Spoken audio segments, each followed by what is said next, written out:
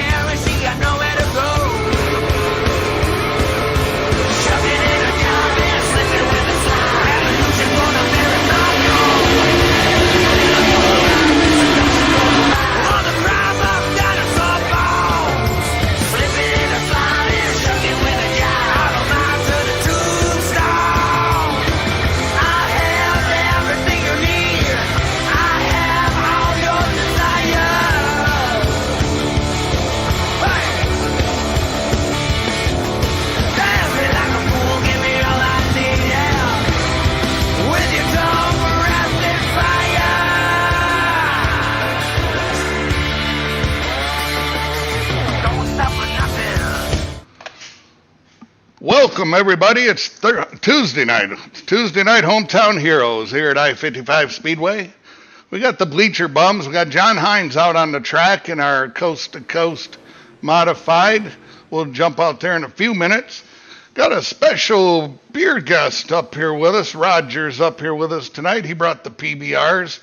We've been up here for about 45 minutes. They're nice and cold and going down good. How you doing, Roger?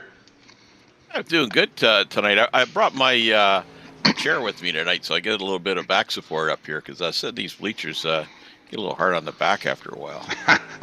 Yeah, and they are bad out there at I-55. They're creaky. They need to replace them. So, good call. And then we got John Hines out there. John, looks like you're riding a wall through the corners. What can you tell us? Yeah, I need this track to be about a couple of feet wider, but, I haven't been in this car now in a couple of weeks, letting you recover from your neck surgery. Good to have you back. But this track's going to be fast, right up here against the wall, and, I'm looking forward to seeing what these guys can do here. I do think it's going to be racy like we've seen in the past. Look for multiple grooves, especially through the heat races, and let's hope that we get through. Not a lot of cautions and a lot of good racing. Right on. So we got Andy Piercefield and John Hine here from the Extreme eSpeed TV, and we're coming to you live on the Coast to Coast Racing Network. And we're going to have a full night of racing here at Hometown Heroes. We got the UMP Modifieds kicking it off. We'll follow that up with the, what do we do? The 305 sprints and then the 360s. So. Yes, sir. That's what I got the hauler. I got the 305 and the 360 out in the pits ready to rock and roll. Oh, all right on. So we're going to get to talk some crap about Roger a little bit later. Excellent. Well, you know what, Roger? Have a couple more of them beers before we get your sprint car fired up, and we'll get you all loosened up and ready to go. That'll do the trick, buddy. That'll do the trick. So tonight we got the Icon Sim Sports. We've got them bringing you our pre-race show. Looks like practice has got a few more minutes, and then we'll go into our qualifying. I tell you, the last, I haven't been here for a couple weeks, had the old neck surgery, but prior to that neck surgery, these modifieds were putting on some of the best races of Tuesday nights. I don't know, I'm looking forward to the track. Seems like we went through some track reconfiguration a couple weeks ago. The track has been acting a little bit different than it was earlier in the year. And you can see with them out there hot lapping right now, John's trying to hook up around that bottom. That bottom seems to go away early and then come back. So looking forward to some good racing. Yeah, and the key to running the bottom there is you having to lift early and get back on the throttle. And guys that can do that, I'm so jealous of them because there's some guys in this league that does it really, really well. And, man, they make up a lot of time. But, I'm seeing a middle groove over here in 1 and 2 that I haven't seen before. So we'll be interested to see if that stands true through the races tonight. Right on. Oh, looks like practice is over. We're going to be moving into our qualifying. Qualifying tonight is brought to us by ABR Setup Shop. I didn't know until today, but that is Alex, what is it? Bergeron. Okay, that's cool. I didn't know that. Learned that today. Alex is a 3-time champion of the 410, the World of Outlaw iRacing. I think he won $30,000 the last season. Holy crap. And he's got several World of Outlaw late model wins under his belt, too. I've had the pleasure of meeting Alex. He's from Quebec, and he's been at Ashwegan Speedway for the Canadian Nationals, crewing for somebody. So just a great guy. Wow, that's impressive. We got GJ Boydell out there putting up 12.80. Kurt Schatzer right now on top of the tower with a 12.73. Bob DeGood, 12.81. Oh, Blake Chapman just snuck up in there with a quick lap, 12.75. He's second. John Hine, I don't know what he was doing out there with our car. That's kind of crappy. Zach Chapman jumps up to third on the tower with a 12.79. Still got a couple. Been a long time since I've been in these cars. I don't think I hit the right line. Yeah. Looks like Randy Shreves. Oh, there we go. All right, 12.87. Zach Chapman usually carries your colors there, Andy. So you're at least represented well from that end. He does. So, well, Steven Spees does a nice job with the Coolray too. I got a question for you, John, just before we get into the heats and all that stuff. Got a bit of a concern. So on Monday night in the Rebels division, you qualified for the feature, and then never gridded. And there was 5 of us. I got to be honest with you, buddy. There was 5 of us that missed the consi. And I don't know if you know, there was a few of the boys in the pits there. I saw a wrench. I saw a crowbar. Fortunately, your hauler had pulled out because no. I was out there. I was a lap down. I was late for the grid. I wasn't even here yesterday. As this is Monday. Sorry, or Monday. No, he's talking crap about me. No. Yeah, not John. It's Andy. Yeah, Andy qualified for the feature. I was a lap down. I was late. And he's told me that he had technical problems, and thank God, because I'll tell you, there was a lynch mob out in the pits on Monday night looking for him. Yeah, I don't blame him. I would have been mad at me too. I was mad at me. Man, I was out having dinner with the wife. I had a couple of glasses of wine. You had me worried, Roger. I was gonna think, how strong is that wine? Did I enter from the restaurant or? Well, the worst part was I didn't make the feature the week before. I crashed out of the B feature. And last night I got lucky. Roger was wiping people out, so I came up through there. I was involved. I was. Oh, it wasn't your fault? Okay. It's never my fault. Oh. All right. Well, let's jump into this first heat. We got Donovan Ross on the pole with Bob DeGood on the outside. Zach Chapman in that Coolray car starting third. Kurt Schatzer in the 218. Randy Shreve starting fifth. And then we got our own, the professor, John Hines, starting sixth. Yeah, interesting spot. I think I got the point leader to my inside here, so got to be a little careful and mindful of him here. Make sure we don't do anything that messes his night up. But the track is reset here, so guys, it's going to be a fight for the bottom. I think the bottom to that middle of that second line. Guys that are able to get in line and get to that quick are going to be quick here in this heat race. First heat race is brought to us by Magnum Race Designs.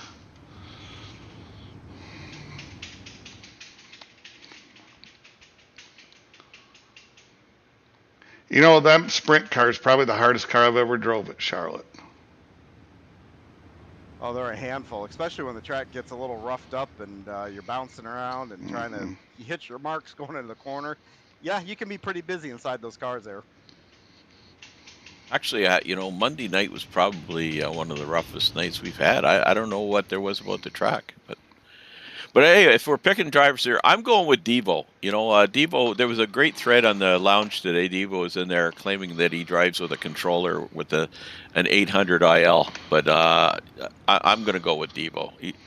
He's got two driver of the week mugs. I'll go with Zach. John, you got to take you. All right. I'll try not to hit these guys down here in the corner. Oh, Bob, the good one up. Oh, Bob went up a little high. Donald Ross is out front. Zach Chapman's right behind him with Kurt Schatzer in third. Good battle for third place. See if we get a camera angle where we can actually see something here. Here we go. Zach's right in the middle. Donald's that middle half, a little bit loose coming off. John's up to third. Come on, John. Doing what I can here, but these guys, it looks, Zach's looking to the inside right now of Donovan. Donovan kind of closes the doors. They go down the back stretch here. So this is these guys are really dicing it up here. Zach's got a good run on the bottom now. Yep, Zach's coming up underneath him. Oh, nice move. Donovan Ross a little bit loose coming off. That's where he's giving up time, is coming off the corner. John Hines going to try and drive up underneath him. Yeah, Donovan's saw what Zach did there and moved down to kind of protect that line, kind of took it away from me. I would have turned him if I would have pushed that too much, so that's all right. Kurt Schatzer's coming up underneath John, giving him some pressure for third.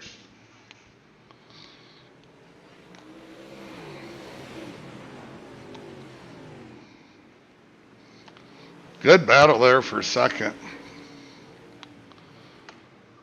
You want to throw me one of them cold ones there, Roger? Yeah, catch.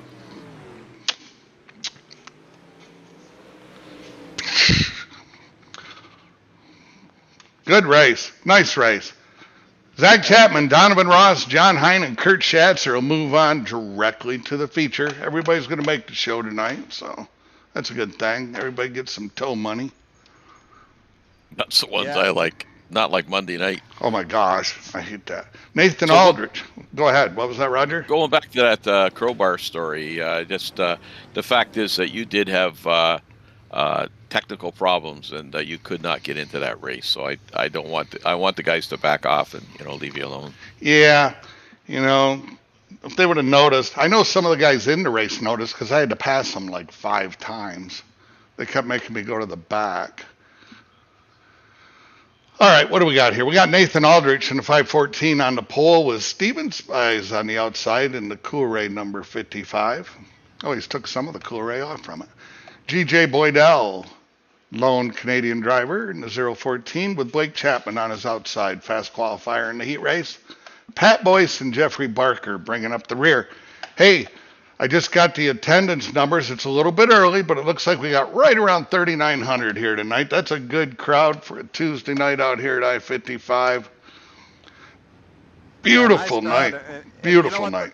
The track is going to give these fans a show because I tell you that heat race there that we just did, You had two viable paths. The guy could run the cushion, could run on the bottom here. So look for the guys. Not we usually say watch the guy on the top, able to carry the momentum, but the guys on the bottom, you got to watch out for them. That bottom is there if you work it right. Stephen King Foundation pace truck pulls it down in the infield. We'll look for Nathan Aldrich to fire on the green. Oh, good start by Steven Spies. He's going to get the runoff from 2 with Blake Chapman trying to follow him around the outside. I'll take Blake Can-Am teammate. I'll take Steven, my teammate. That was such a bunch of crap. All right, the guys have picked their winners. Oh, I thought he was going to get one of them. All right, Steven Spies is out front. Got that gambler. I think he runs a Buick. That's a Buick modified. Yeah, it's I don't know. I think it's maybe even a little, judging on that paint, I think that's more of I don't know, a Ford Torino, not a Torino, but a Ford Focus or something. I tell you what, he's went to a more glossy brown, I think. That's some good looking paint he's got on that thing this week. Usually it's a little duller than that. I tell you what, Blake is all over him. Blake's hunting him down. And Blake, you see him looking to the outside, then kind of crossing over, showing his nose up top there. And Steven is right in a pretty good defensive line. He's not high enough on the track to push Blake up, but he's also low enough on the track that Blake can't really get his nose in under there. So it's a perfect defensive line, kind of almost straddling the two. Here he goes. I think he got a run on him that time. Moves Steven up a little bit. Yeah, nice. Steven missed that entry into one there, and he got up, and boy, Blake pounced. Yep. One thing I've noticed about Blake is he's a super patient driver, and you get to the end of those features, and you can just see him hunting the guy down and waiting for the moment to attack. Blake Chapman, Steven Spies, G.J. Boydell, Jeffrey Barker, Nathan Aldrich, and Pat Boyce is the finishing order. I just wondered, are you guys aware that Blake's brother runs one of these cars in the Midwest? And also his dad was a Midwest NASCAR champion. So he comes by it honestly then. Yeah, maybe you can help me, John. The cars they run out in your area, is it the same exact car as this UMP, or is it they call it something a little bit different? I think in that area you find more of the IMCA modifieds, which I think that's basically. I think there's some different rules for the engines, but the most noticeable when you can to tell the two cars apart, those guys run spoilers, where these cars you see the back decks are just flat with no spoiler. But if you look at an IMCA type car, you've got a spoiler on the back. Okay, yeah, they do have spoilers, because I noticed that Steve Bixler sponsors a car, and his name's across the spoiler, and you can't really read it. And I don't think he's getting his money's worth from the Chapman family. Yeah, they're tiny spoilers. They're not like a big spoiler like what you'd see on a late model, but they do have them back there. All right, boys, here's our consolation race, or last chance, whatever we want to call it. I'll take Shreves. Got Randy Shreves on the pole with Nathan Aldrich, Bob DeGood, and Pat Boyce in row 2. Here we go, firing off on green. Shreves with a nice jump.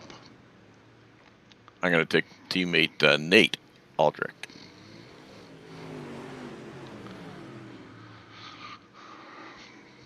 Randy Shreves has got him a nice little whoa, and he's having some flickering problems.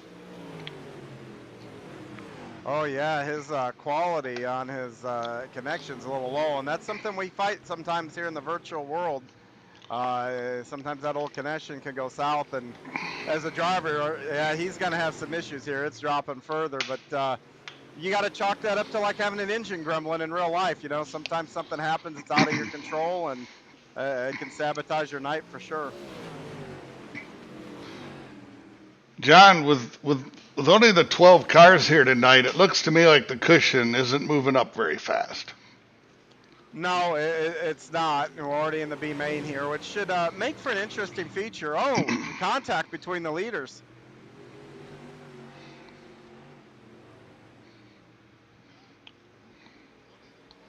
Oh, Shreves finally His connection finally went south. Must have He's dropped out. He's out. So we got Nathan Aldrich, followed by Pat Boyce and Bob DeGood. Motor let go in Shreves. Hopefully he can get it changed by the A main here and come back and run that race. Most of these cars run what's called a claimer engine. Which is the stupidest rule ever in racing in general. They win the features. Somebody can claim and buy their engine. I don't know what the claim rule is anymore, but it used to be like $350. Yeah, I've never been a fan of that rule. They did them in street stocks too at my local track when I was way young, first starting out. Yeah, I never understood that rule or whatever, but I understand. I guess it's supposed to keep the cost of racing down, so you don't have a guy that comes in with a $30,000 motor and wins every week, I suppose. But if you can't afford it, don't race, kind of thing is my attitude. All right, we're gonna. Hey, boy, how's those brewskis doing? They're doing good. They're nice and cold. You got time for maybe one or two more before the sprint car race. Yeah, and I'm gonna have to wait until after. I don't think my my competitors would like me out here after I've had a couple. All right, we're gonna move into a 3-minute warm up here. We're gonna stay with it here a while. Why don't one of you guys fill me in on a couple things? Bring me up to speed. What's going on with the driving school? We still keeping that going? Yeah, we're still out there, and it's for anybody that's part of C2C. You can, go out to the website at c2crl.com. We have a host of drivers, all really good drivers, all have won championships in C2C, and we can help you with any kind of car that we run with. And it's just not so much the cars that we can help you with. We can help you with, just racecraft. We can even get a group of us together to go in with you and run in a pack. So if you're struggling, let's say, with cars around you and, getting that field, based on maybe your monitor or VR or whatever, we can do all kinds of things, get creative to do whatever we can do to help you out. And like I said, all you got to do is just go out to c2crl.com and fill out the form, and we'll take care of you. And the best news about that is, as well, it's all free for C2C drivers. John, just a question on that. Can you submit other people's names? Because I know after Monday night's race, I got a couple of names I'd like to submit. There was a team a driver on a team I talked to, and I said, look, if you want to sign your team up, you can do that. If you got a particular driver, let's say, that's on your team that's maybe new or starting out that could use some laps or whatever, you want a team session with plus a couple of other guys, we're willing to do that. So I don't know how much if you actually submitted one other guy that's not on your team, how they'd feel, but you can always try it out. Just make sure you have their email address so I can contact them. Yeah, that'll be a big surprise for them when they get contacted by you that you're looking for lessons or you've been recommended. So yeah. And then I get turned by that driver for the next month every time I'm around them. So another thing too, while we're talking about league stuff, Pitside Podcasts, we've been a little bit dormant for the last few weeks. Had a lot of stuff going on, Preston and myself, but we have a special guest coming up. We'll be interviewing him later tonight for Sunday's release. You might know him, Andy. Any idea who that might be? Yeah, he's been talking crap at work all day. So yeah, Travis Piercefield from Extreme E-Speed TV is going to be on there tonight. Yeah, we're really looking forward to interviewing. He's been doing a solid job when he's filled in for us. Yeah, he's really enjoyed. He does the Pro Dirt Late Model Series, and then he also does the next gen. Well, actually, him and John do the next gen. What are those? Xfinity cars. Xfinity cars Sunday nights on E-Speed. And, I have a good time working with Travis. A lot of fun watching those races too. Yep. So he's pretty excited. He's been talking about it at work all day. Well, that's good. So no, that'll be good. That'll be fun. The other thing that I think is interesting, since we got you here, Roger, is we are just amazed at the the league that you've built here and the affordability and the flexibility of running in it. The number of classes that run, the number of races. Why don't you tell our viewers a little bit about that? Yeah, so it is kind of amazing. It's just created a monster, and it's the support team. We probably got like 20 volunteers that make this thing run. I was away all of last week in BC, and you wouldn't. I mean, it didn't skip a beat. So kudos to everybody who supports it. But yeah, we have 22 divisions. We do. It's a 2,500 iRating max. Our goal is to be the best intermediate league out there. And the top guys, they can run every night of the week somewhere, but the mid guys, there's not a lot for them. And we got a couple interesting things coming up next season, but I'm not going to talk about them yet. But it should be interesting. But yeah, and all it is, it's a $10 seasonal fee that covers trophies, shipping of trophies, the feature winner stickers. And then, of course, when you got 22 divisions running 12 races each, the iRacing costs are fairly substantial. So it covers that sort of stuff too. So just go to c2crl.com and click apply. And Bill Calder, who's vice president in charge of recruiting, will look after you. That's awesome. No, I'm glad I found you, Roger. I enjoy the league so much. Yeah, we've got some awesome guys in the league. Just great characters, like great personalities, and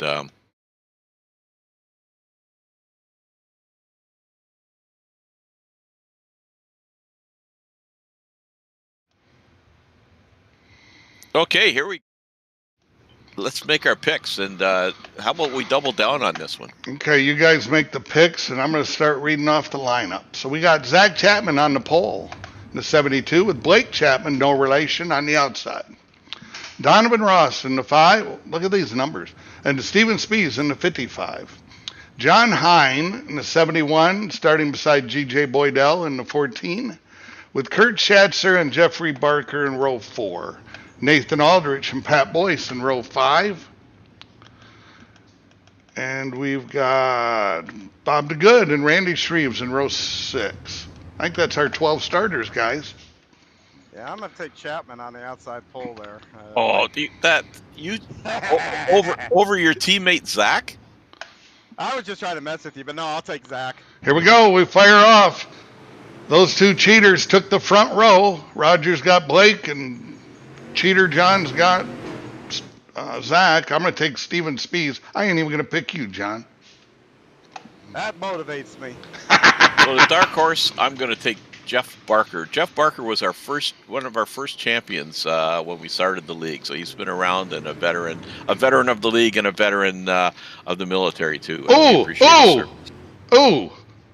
Nice job, John. That was a nice job. Yeah, I'm not really sure what happened there. Something happened to Blake, and he stopped up along the outside wall. Yeah, there was trouble in front of him, I think, between Spies and Zach, and it happened so quick. I was concentrated on not hitting guys, so I don't know what happened. You'll have to look at the replay. Yeah, Blake got way up high. Oh, I think, yeah, that was interesting. It happened fast, whatever it was. Yeah, I think Steven got into Zach, and Blake got into Steven, and you ran into Blake, and I tell you what, though, that move you made to keep your position was pretty awesome. Yeah, I kind of gassed it up there to keep the car rotating around, and it kind of worked out. So sometimes I'd rather be lucky than good, and that was definitely a little bit of luck there. How's the car tracking? Am I crabbing? No, you look okay. Okay. It's the car still, I think, somewhat pointed straight. Anyway, we'll find out when I get to turn 1 here. Yep, pace car's in. Stephen King Foundation pace car's off, and we'll fire off on G.J. Boydell's green. John's going to slide it up into second place as the 5 of Donovan Ross. John's gone to the high side. Blake Chapman's fighting under the bottom. Good battle for second place there.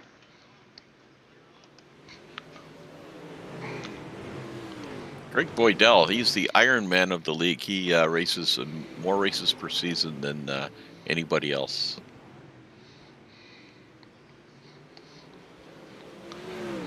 A little over a year ago when I first started, he had a late model that had like a Coca-Cola bear on it or something. Yes, the polar bear that was on it. That's what I meant. Polar bear. Would I call it a Kohler bear? Maybe I've had too many PBRs. John Hine has got that, we'll call it the number 2 coast-to-coast car out front.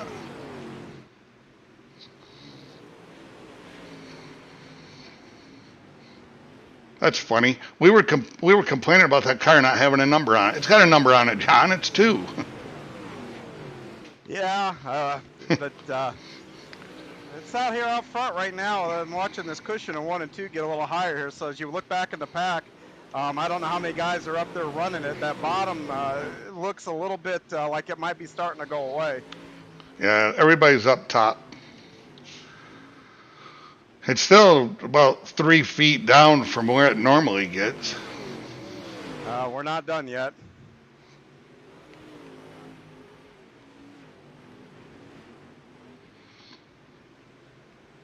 A nice lead out there.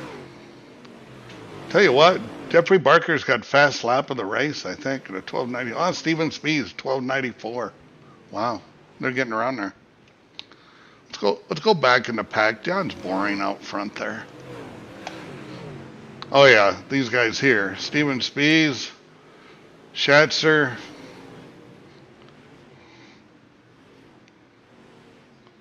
Oh yeah, here's where the action is. Oh, got one in the fence. Holds his spot. Steven Spees dive bombs the bottom. Oh, nice half a slider right into the front end of Schatzer. Nice job. Shreves is struggling here, and he's the leader right now in the standings. I tell you what, he's come out here a couple nights and just been dominant. I think he's still. I've seen him blink a couple times, so he still has a few technical issues. Maybe struggling with that. Oh, the 5 car got up into the fence. I believe that's Donovan Ross. Steven Spees is battling his way back up. He's in 4th place after that first lap. What do you call that? A kerfuffle? Kerfuffle. Kerfuffle. Had a kerfuffle on the first lap. Now, there's a good thread today in the lounge on guys running mirrors. If Hine has one, he'll notice that there's somebody starting to track. Oh, G.J. Boydell got up into the fence. That'll move Spees up into 3rd. John, don't go up into the fence. That's the goal. Steven Spees is coming. What's this? Please, PSG, please stay green.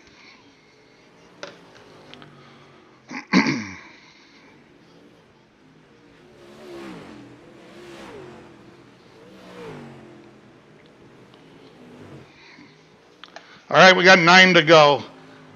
John Hine is putting on a driving clinic, Roger.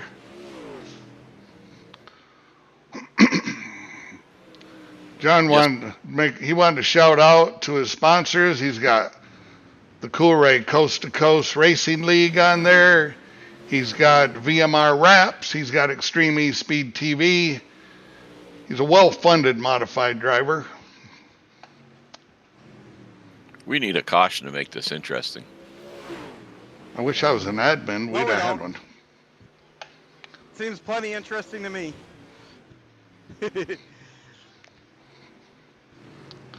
You know, he's not running his official number, Roger. We might have to file a protest. That's a good point. I read it in the rule book.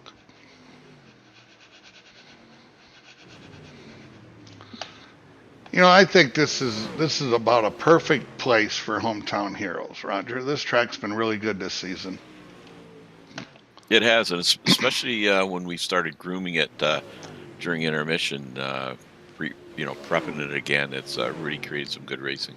Yep, it has. I think it's really good. Are you ready to announce next season's track or no? No, but there was a bit of a hint in iRacing about a new track coming out. Port Royal.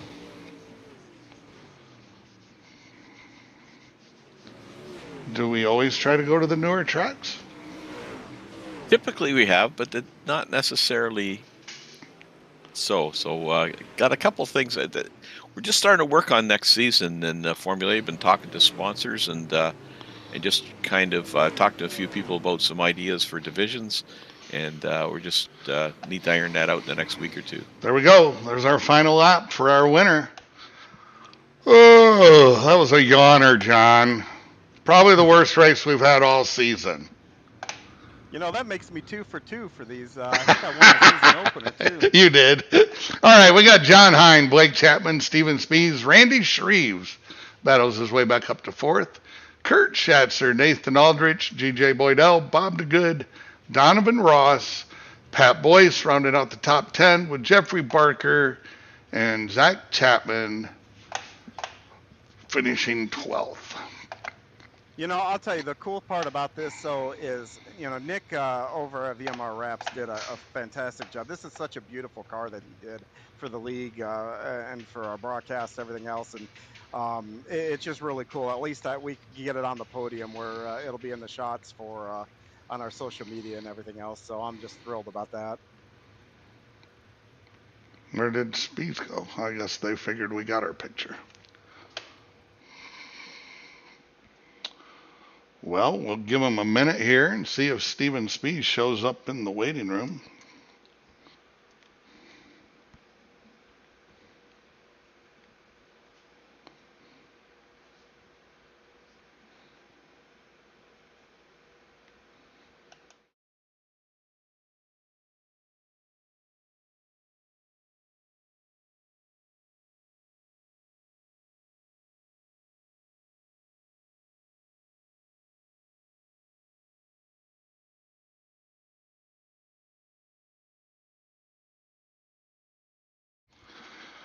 Walk me through that race. What happened on that first lap? Yeah, we were all just bunched up so tight, and the guys were getting a little bit aggressive at the start for sure. And the car was a little beat up after those first couple of laps, and definitely not the start that I wanted. Front end was kind of junk after that, but I was still able to drive it and definitely take second after that start. Yeah, you were still turning some pretty good laps for the shape the car was in. And it looked like, with John, we had that special motor in that coast-to-coast car tonight. So Yeah. it was. Figured that's what it was. It was. We were cheating a little bit, but at least we tell you about it. Was there? What did the track seemed to act a little different tonight? Was that because of the car count, you think? Yeah, sometimes they reset it before the warm-up, before we go out there, and low car counts, they decided not to, which I totally agreed with, and it's kind of top dominant track. But that's kind of what I expected here. I wasn't sure after the new update if that would change things or not, but I think it's the same old iRacing. Right on. Well, heck of a run. You ought to be happy with that. A runner-up spot's never nothing to get too upset over. You got anybody you'd like to give a shout-out to tonight? Yeah, of course, parents, grandparents, Steve Bixler, everybody who watches and supports. Got to give a shout out to the team, Can-Am Racing Team, and Krite Sim Racing. Of course, got to give a shout out to Galen's Popcorn. Use code CART, that's C-A-R-T, at checkout for 15% off some of their delicious popcorn. I got to give a shout out to Preston at Epsilon Sprint Wraps for putting the wrap on my UMP. It looks really nice. And I got to thank everybody, all the sponsors, all the volunteers who make this league run smoothly, and of course you for broadcasting, Andy. Well, thank you, Blake, and it was good to see you out there, and glad you were able to recover from that first lap incident, and congratulations. That was a good run. You staying with us the rest of the night? Oh yeah, I hope to be talking to you soon. Cool. All right, buddy. You have a good night. We'll see you soon. Thanks, Andy. That's Blake Chapman, our second place finisher. Looks like John was able to find somebody down at the beer tent and drag him up here. Steven Spees third place finisher. How are you, sir? Good. What an exciting race for you. That first lap seemed to have a little bit of everything in it. I think it had mostly me running over a teammate, which doesn't, I mean, I don't feel real proud of, but I will say you're welcome to John. You're welcome. I got spun halfway down the straightaway from it. Oh, who won? Yeah, he did. Well, you know. Well, he's taking all the credit for it, Steven, but I got lucky. we had that special motor in his modified tonight anyway. Yeah, I was just going down there into 3 and 4, and I was really focused on where Blake was at, and I thought he was all the way up on the cushion, so I was trying to make sure I kept my car low, but slid up to try to get into some of the tack coming off the corner. And I was real focused looking forward where I wanted to come off the corner, and all of a sudden I saw Zach's car in the corner of my eye, and it was too late, and I jacked it up for everybody, so apologies, especially to Zach. Yeah, I know that he knows he didn't do it on purpose, even though it ended his night early. But hey, let's focus on you for a minute. Yeah, I mean, if it had been Hein, I mean, I'd have just kept going, and I'd have been fine. I wouldn't have let up. But Zach, I don't want to run him over. That's kind of what you did in the warm up there, so I believe you. Hey, Steven. Yeah, I don't lie. I noticed it looks like your paint job has a little more gloss to it than normal. Did you get some new paint for that brown? Did you go to a new high gloss color?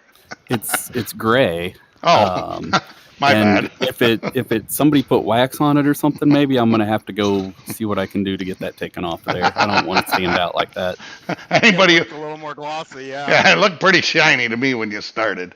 Anybody? We'll get the wrap guy working on it this week again. Shape it up. Anybody you'd like to give a shout out to?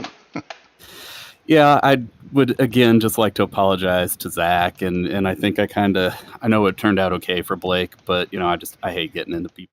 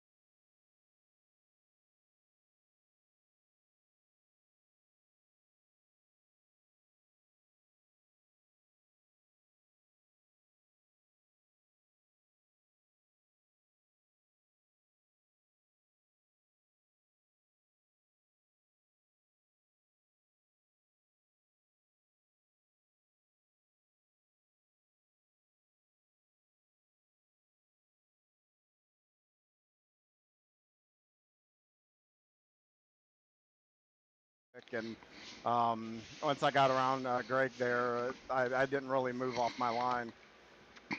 No, it looked track got top dominant, and you were right up there. And I don't think you missed your marks once, and it looks like you were out there just for a joyride, buddy. Well, I wouldn't say so. It got pretty sketchy over in 1 and 2. You had to really be careful not to clip the wall over there. So, I mean, it wasn't all easy, but I did get the toe knocked out. Wasn't really sure if I had damage when we talked under caution there, but when that contact between, that I caught at the tail end of it when Blake and I touched, really knocked the toe out a little bit, and that made it a little bit of a handful, especially getting into 1. Right on. John, I think you're 2 for 2 this year. You ran the opener and you won that, and you ran tonight and you won this one. Is there anybody you want to give a shout out to and thank for that 2 victories? Yeah, just want to thank you, Andy, eSpeed TV, for coming on board here, broadcasting this. Also like to thank everybody over there at Coolray Heating and Cooling. And just a reminder, we got our first heat dome over here. It's 95 here in St. Louis today, so it reminds me. And to be out there if you're in the Atlanta area. Look up Coolray, get your air conditioners tuned up so you're ready for this heat. And like to also give thanks to the cruise shop. Anybody that wants to travel, doesn't cost you anything extra to use a travel agent, but they can really help enhance your vacation. Go look at Brenna at the cruiseshopfw.com. I'd like to thank my wife for letting me do this, and my gambler teammates for making this a lot of fun being on iRacing. Right on, John. Well, congratulations, John. That's going to wrap it up for tonight. Hometown Heroes with the UMP Modifieds. We're going to be right back in just a few minutes, and we'll jump into the 305 segment of our night. So this is Andy Piercefield with eXtreme eSpeed TV, and we are going to go watch a couple commercials and get this thing ready to bring out some sprint cars. See you in a few.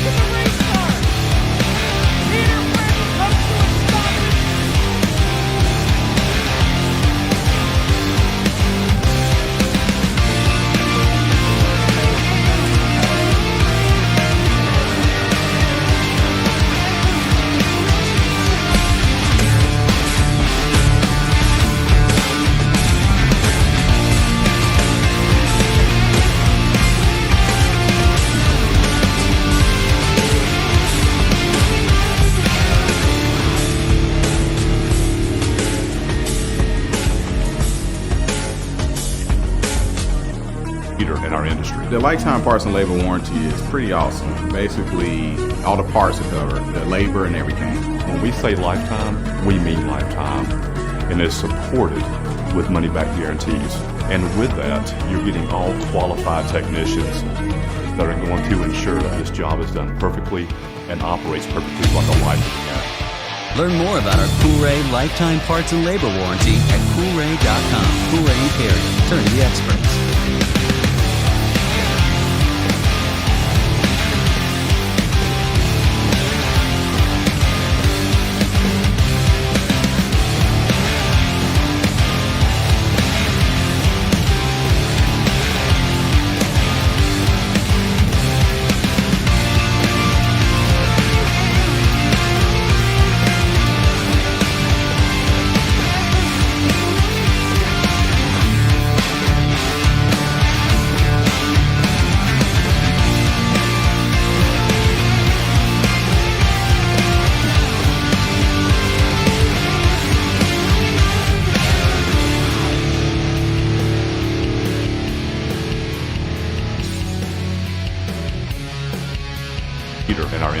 lifetime parts and labor warranty is pretty awesome. Basically, all the parts are covered, the labor and everything.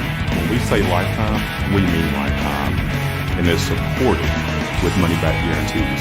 And with that, you're getting all qualified technicians that are going to ensure that this job is done perfectly and operates perfectly like a life in the unit. Learn more about our Coolray lifetime parts and labor warranty at Coolray.com. Coolray and Carrier. Turn to the experts. All right, welcome back. Tuesday night, Hometown Heroes here at I-55. We got the 305 sprint cars out on the track. Got, looks like to me, we got about 17 of these here. I don't. I'm out on the track and out here too. So. Oh yeah, we got John Hine out there. Yeah, I'm not going to be racing, but we could do a little bit of a track preview if you want. Right on. How's the track seem with the sprint car compared to the modifieds? Well, that's the reason why I said something. This track has got way more slick into it, with a little more power, a much wider right rear tire. But you can also get up and run the cushion up here. This big wing really allows you to get aggressive with these corners and just fly around these corners. You don't have the power that the guys will have with the 360s, where you've got to, mind your throttle a little more. So I think you're going to see some good racing here, and they're going to be able to race all over the track because, as you can see here, I can even go to the bottom here and really keep my momentum up well and drive out of the corners.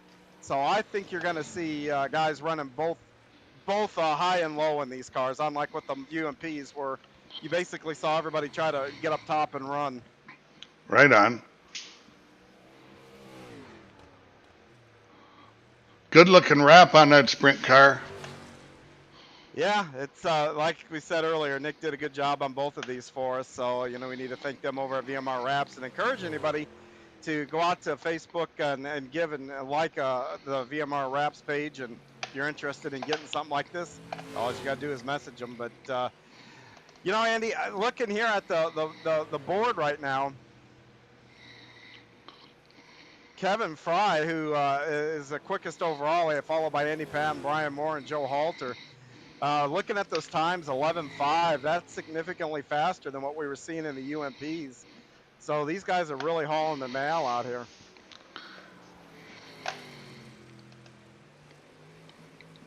Yeah, Kevin Fry with that 11.51 is the fastest lap we've had turned. That's scooting around there.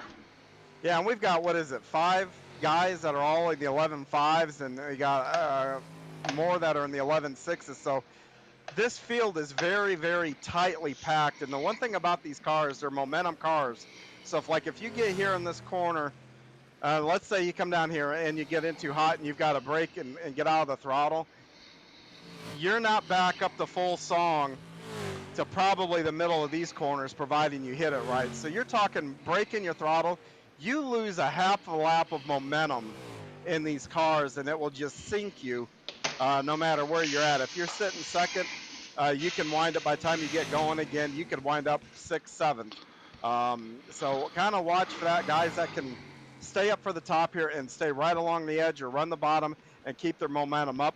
When you're in the pack, that becomes much harder to do because guys have different driving styles, and sometimes you got to not hit the guy in front of you. So that's what will make it exciting for us tonight. Right on. Yeah, you can definitely see the tracks a lot different it was earlier. Hey, quick update. We got our 50-50 drawing going here tonight at Tuesday night at Hometown Heroes. We're up to $626. That's $313 to the winner. Keep your eyes open. We got the girls with the red shirts with a like a carpenter's apron around them. They're out there. There should be 3 or 4 of them out there selling tickets. And right before the feature in this round of 305 sprints, we'll do the drawing for the junior fan club. And to get your name in that, you got to be under 12 years old, John, so you don't qualify. And then you got to get down to the ticket booth, and there's a barrel down there that you put your name in. Yeah, cool things they got going on here for our race fans. No matter if you're old, you're young, they got the beer tent for us older guys, and they got something for the kids. So you come out here, and that's a cool thing. In any short track across the country, you go and you can just see that a lot of them are family oriented. And by the time a lot of them will let your kids come in free, 12 and under free. I can't remember the last time that, I've been to a track that I didn't see that 12 and under sign. So good value. So, this summer, as everything is now open back up, get out and support your local short track. Even if you go just a couple times, but do go check it out, have a good time, and support your local tracks. Absolutely. We're going to move into qualifying. And one other thing I'll remind you is most of our local short tracks allow us to bring coolers and food and everything into the place. I'm telling you, they need every dollar from them hot dogs and hamburgers too. So just remember that it takes a lot of money to put these shows on and take care of these tracks. And I know a lot of track promoters, and I don't know very many rich ones. So just make sure we support them and make sure we take care of them best we can. Absolutely. Well said. Well, Andy, they reset the track here for qualifying. I'm kind of tooling around here a little bit at low speed here. Um, we were up high there when that track was slick there at the end of practice. But for the heat races, watch for guys to try to get down almost onto this wall and maybe even like about a half a lane up, like right in here. That'll be the preferred line the first race. But this track wears in quick. We won't have to wait long before we start watching them get higher and higher and higher until they're up against this wall. But definitely early on here, we're going to be watching for guys fighting for this bottom. And, we saw it a little bit in the modified races where guys would get their nose in there and try to get that other guy to go up a little higher. You're going to see a lot the same here, but the stakes are much higher with these open wheel cars. You get in, touch fenders, that kind of stuff. Yeah, you're going to go for a ride. Right on. Well, we're wrapping up. It looks like Blake Chapman's on top of the pylon with an 11:57. Follow that up with Andy Patton with an 11:57. Then we got three guys at 11:58. Donovan Ross, Jeff Flaherty, and Jack Clevenger. Then we got Stephen Barker with 11:59. Kevin with an 11:61 in seventh. He's 0.04 of a second off and puts him in seventh. Really tight qualifying. Yeah, a tenth of a second, and you've got, 2, 4, 6, 8, 10 cars within a tenth of a second. So, like I was saying earlier, you break that momentum in heat races all the way through the main, half a lap, and that's what it's going to take for you to get going again. And I'll tell you, that especially in these heat races that go by quick, you lose that kind of time, you're not going to make it up. Zach Chapman out there, he'll be our final qualifier. And big jump up to seventh, tied Kevin Fry with, now that's funny, 11:61.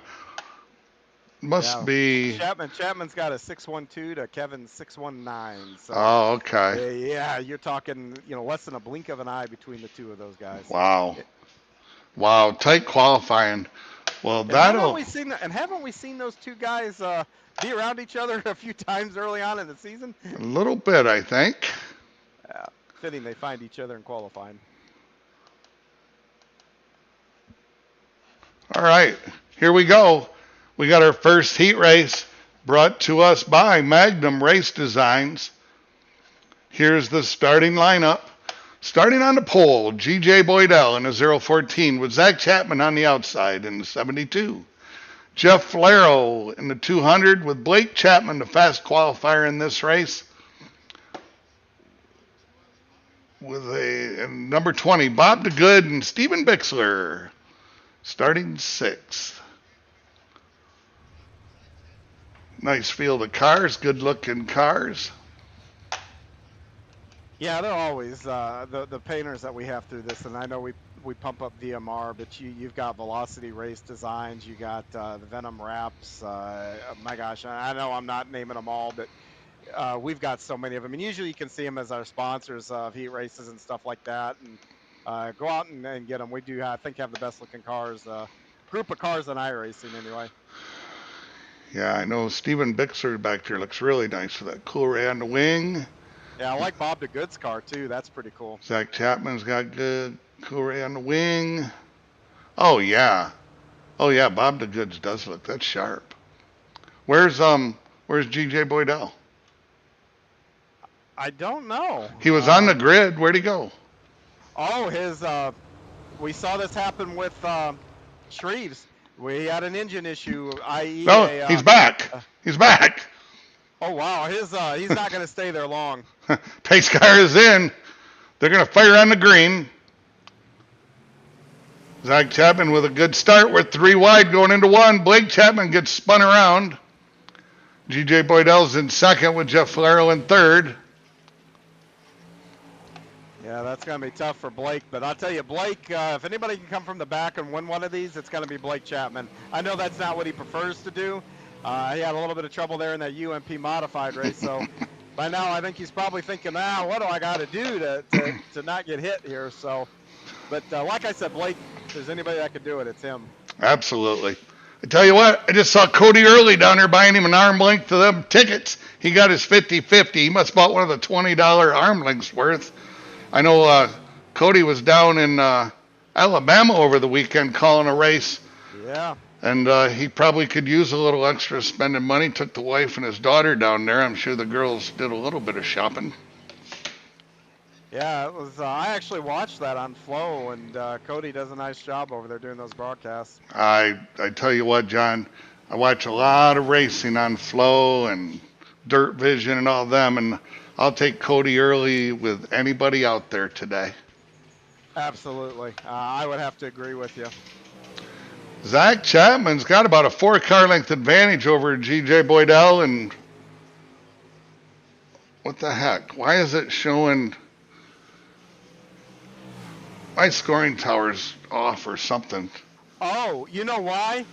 It's showing Boydell a lap down because he blinked out that whole lap.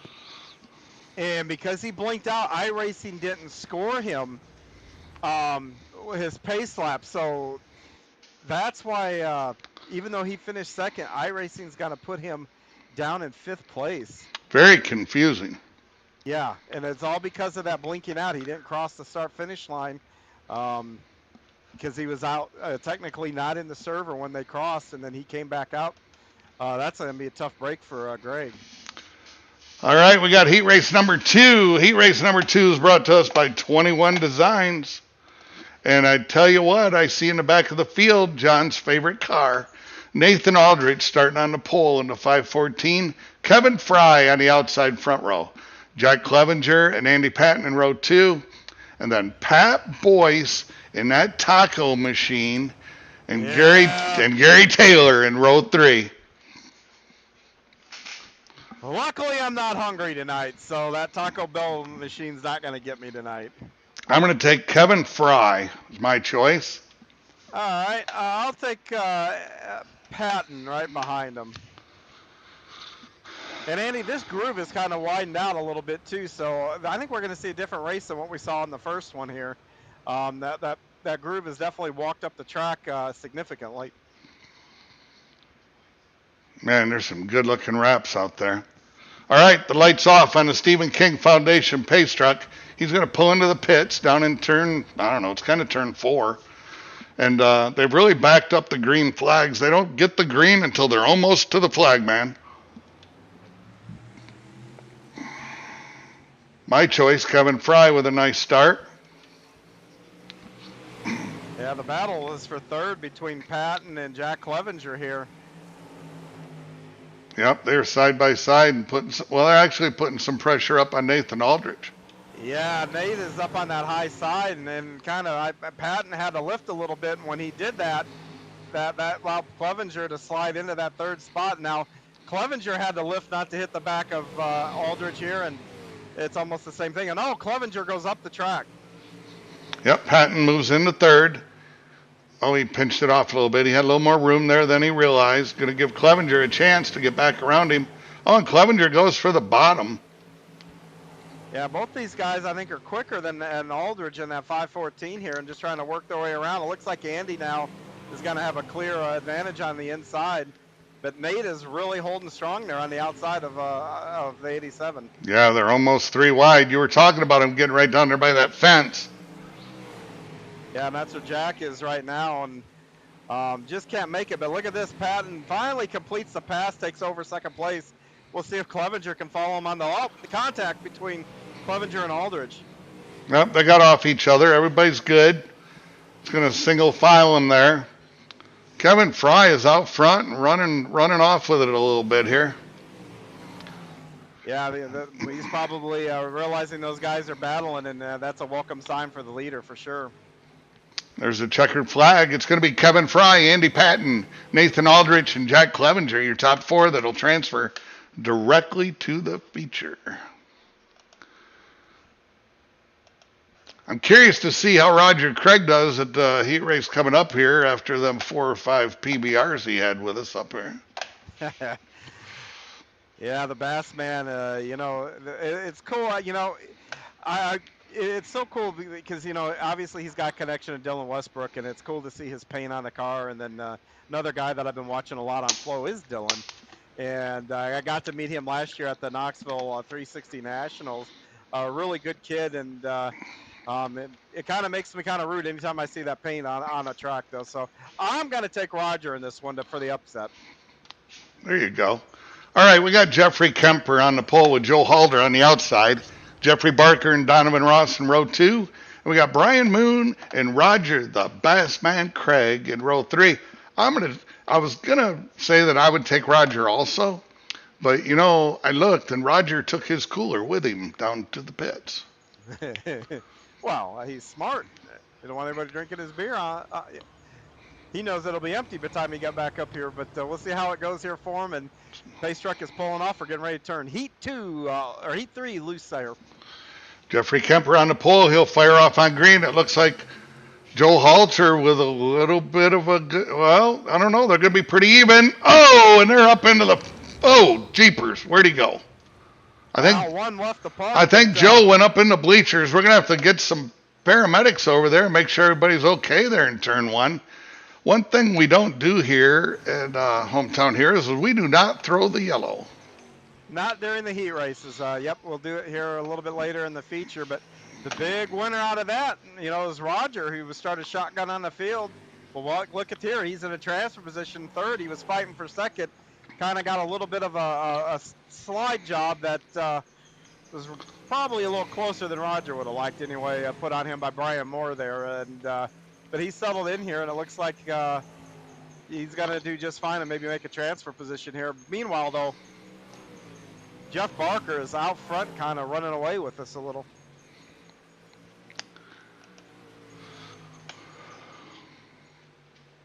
He's got a little bit over a 2nd lead on Brian Moore. Yeah, and once you lose any ground in these, because these guys are essentially, you saw the times in qualifying. You're talking fractions of a second, apart. So if you get any kind of distance, it's really tough to close that distance, because if you're only closing in, by hundredths a lap, if not thousandths of a second per lap, you're not going to get there in 9 laps. No, there we go. We got Jeff Barker, Brian Moore, Roger Craig, and Jeffrey Kemper, our 4 transfer cars. I think we're ready for our consolation race, aren't we, John? Yeah, going to get this consi lined up here, and I do believe it looks like they're going to be taking 10 out of it, and we are going to send some guys home. It looks like 12 are slated to start, so little drama here for the B main. Well, there's only 6 in the B. How many are they going to take? Oh, I'm sorry. I was looking at the feature lineup already. There's 12 in there. Yeah, they're going to take everybody. So, yeah, no, sorry about that. Right on. Everybody's making it. All right. You want to go ahead and do the lineup for the consolation race, John? Sure. Starting on the pole is going to be the 014 of Greg Boydell. Next to him will be the 41 and the Taco Bell hot rod. Going to be Pat Boyce. Joe Halter, who we saw leave the park, is able to get the car fixed and back out on the track here. Starting 3rd in that 22, starting 4th. And the number 20, a guy who we really aren't accustomed to seeing in B mains, is Blake Chapman. 5th is going to be the 34 of Gary Taylor. And another guy that's surprising to be in here will be the number 5 of 1, Donovan Ross.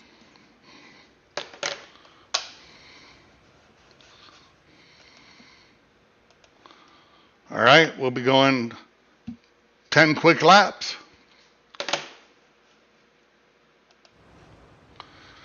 Pace car pulls in. Stephen King Foundation pace car. We appreciate their help tonight. Got G.J. Boydell and Pat Boyce on the front row. Green flag drops. DJ jumps out to about a 2-car length advantage. Taco Man is right there in second place. Blake Chapman continues to race in very precarious places tonight. Yeah, and boy, I tell you, look at these, look, Donovan and Blake here making things a little racy, working the bottom to make their way through the field here.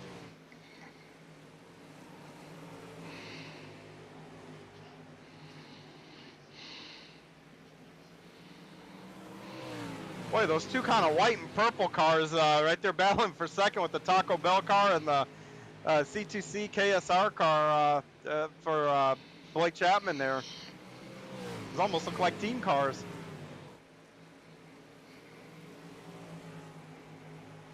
Boydell continues to lead. Blake Chapman has moved up into second place. Pat Boyce is running third with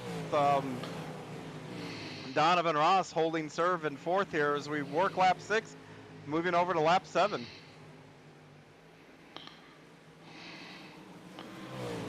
Sorry about that, John. I had to run down. We were out of beer, buddy. I ran down and got us our 6-pack. That's all right. Held the fort. But yeah, Blake Chapman is all over now. We're going to make a last-ditch effort. Only got a couple laps to go here to get Greg Boydell. Greg has led all the laps here so far, but Blake is running the bottom and has got a nose in there on Greg here as they go into 3.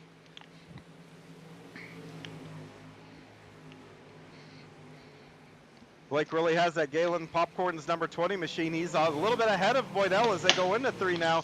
Continues to work that line and has got the lead. And is able to take the win away on the last lap from Greg Boydell. Great run for Blake Chapman. Very nice. That'll be how they line up in the feature. Hey, we're gonna step away for a couple quick minutes, run a couple ads. I do want to remind you that the 50-50 just went up over $820. That'll be $410 to the winner. You still can get them. Remember, it's 2 for $5 or an arm length for $20. All the proceeds from that will go to the American Red Cross. And I got the jar here. Let me do some drawing here. I'll be goddarned. We got Kylie Early wins the junior fan club tonight. Her and her dad are up here taking in some racing. By golly, that's going to be a good one. And she just picked Roger Craig. I don't know if we want the best man around Kylie, but I don't know. Maybe he can get some gum or something, cover up that PBR. Once again, if we could get Kylie Early down to the down by the flag stand, we'll get a picture of her and her favorite driver. And she has picked Roger the best man. We'll be right back in a couple minutes, folks.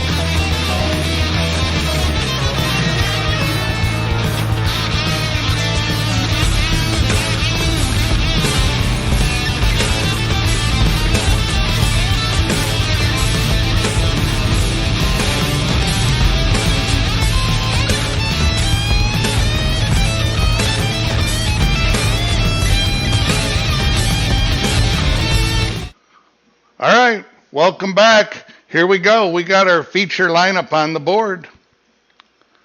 We have Gary Taylor starting in row 9, starting 17th. Or, I'm sorry, Joe Halder starting 18th, Gary Taylor starting 17th, Donovan Ross in row 8, starting 16th with Pat Boyce in the 15th position. G.J. Boydell and Blake Chapman make up row 7. Jeffrey Kemper and Jack Clevenger in row 6. We got Bob DeGood and Roger Craig. Got a couple boys there tapping into their Social Security to fund this race. And then we got Nathan Aldrich and Stephen Bixler in row 4. Brian Moore Sr. and Andy Patton in row 3. Jeff Valero, Jeffrey Barker in row 2. And then our front row, oh boy, Kevin Fry and Zach Chapman. This could be interesting. Yeah, like I said, they've had a couple of run-ins this season, and those guys are not looking to do anything to each other, and most of them have been incidental. But it just amazes me every time you do get into the scrape with somebody. It seems like for the next few weeks at least, you're around them every time you're on the track. It's funny how that works. I didn't mean anything by it. It's just funny. It's coincidence, but it sure is funny. Absolutely. But yep, we've got I think Kevin Fry's got a new wrap on there. That car looks a little brighter this week. All right. Yeah, and I'll tell you, it's funny. Those two guys turned in identical lap times for qualifying, too. Remember, I think they both had 6.1s. So, oh, yeah. This should be real even here coming off when we get the green. Lights off on the Stephen King Foundation pace truck. He'll be pulling in. We're going to be going 25 laps, I believe it is. We'll fire off on the green. Zach Chapman with a good start. He takes it down to the bottom, kind of a slider line up to the top.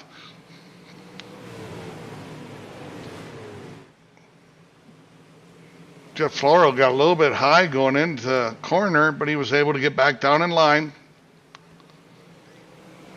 And the top line looks like you're kind of where you want to be right now. You see the 513, though, of Jeff Barker running that bottom line. Jeff's one of those guys, if that bottom line's there, he's one of those guys that can make it work. We got a big, I don't know what the heck happened out of turn 4. See if we can get our and Boydell and see if we can get our Cool Ray replay up here going.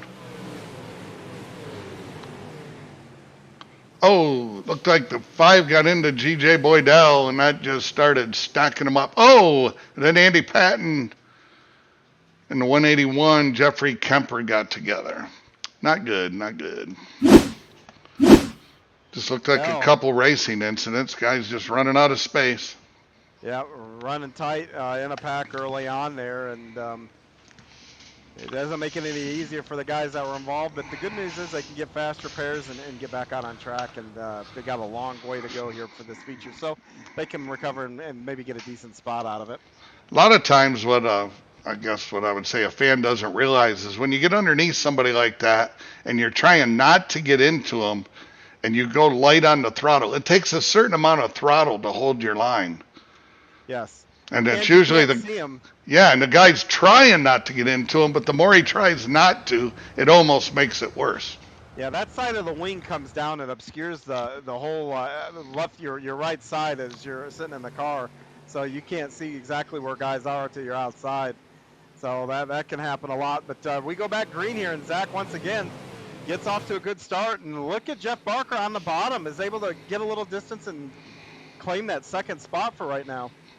He's running lap times right with Zach. Oh, we had our third place car got in the fence. I think that was Kevin Fry. Yeah, that crossover gate there on the backstretch, that sticks out a little bit, and it's real easy to catch if you're not too careful. And that modified race a little bit earlier, man, I was worried about hitting that. It's taking it real easy coming off of 2. We got one upside down the backstretch. That might be Roger Craig.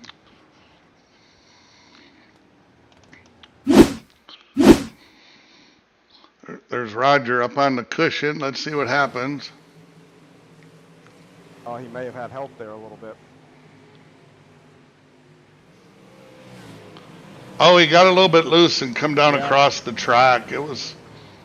Yeah, the back end kicked out, and when you do that, and no longer holding your line is really an option. You can either throttle up and spin out, or you try to catch it. And when you try to catch it like that, you just walk it down the track here, and tough break for the Bassman.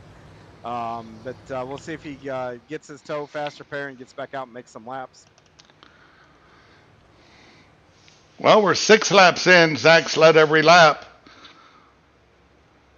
Do you think that top's going to hold up through the race, or do you think you'll need to move to the bottom eventually, John? I live and die on the top, so that's where I'm going to go. But I tell you, Jeff Barker running that bottom, I'm going to be interested to see how well he holds up down there. All right, Zach Chapman fires off, gets that 4-car length advantage. Jeffrey Barker drops it down to the bottom. He is getting nice drive up off the corners. Yeah, it looks like down 3 and 4, the bottom is holding up for Barker a bit, but coming out of turn 2 there, boy, you just see Flair get a big run coming out of that corner. Yep, Flaro's going to take some momentum and roll by him this time. Yeah, now what's going to happen down there 1 and 2, though, that cushion's going to go further and further up against that wall, and all of a sudden those guys are going to have to lift up top, breaking their momentum, not to hit that wall, and that might bring that bottom line. Look at Flaro to the bottom. Oh, and he put a slider on Chapman. Chapman's going to come back and cross him over. Oh, and lap car in front of him as they do their slider. Oh, boy. Yeah, that crossover gate got Zach a little bit, and, man, they did a really good job of not wrecking there. The real beneficiary of that was Fry, though. He squirted through there and gets the lead. Well, Barker got up into second on the bottom also. Yep.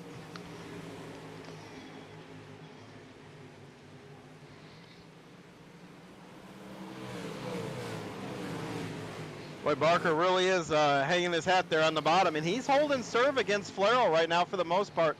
Like I said, over 1 and 2, the top looks to be much stronger, but on the bottom, Barker fights back and they're able to make up that ground a little bit. Got a little hornet's nest back here with Blake and Clevenger. Yeah, we got one into the wall. Oh!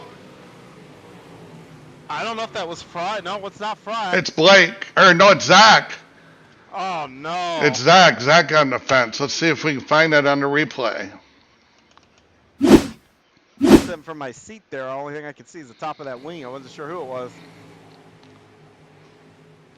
Oh, he got up in the fence.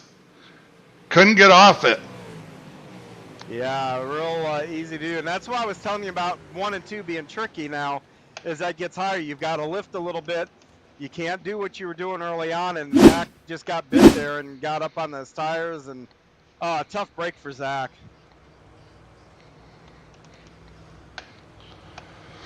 $11 laps to go. We're 14 down. We got, let's kind of reset here and see what we got. We got Kevin Fry, Jeffrey Barker, Jeff Flaro, Brian Moore, and Nathan Aldrich. Lights are off on the pace truck.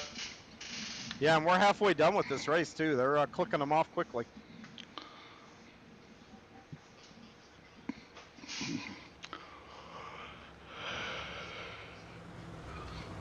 Okay, he's going to bring him from the top and bring him down the hill on the restart. Oh, nice restart. He's got about a 3-car length advantage over Jeffrey Barker, who is committed to the bottom. He is, and once again, you saw the top prevail over 1 and 2, and still not quite there on the bottom for 1 and 2, but it looks like 3 and 4, he's still holding serve down there pretty well.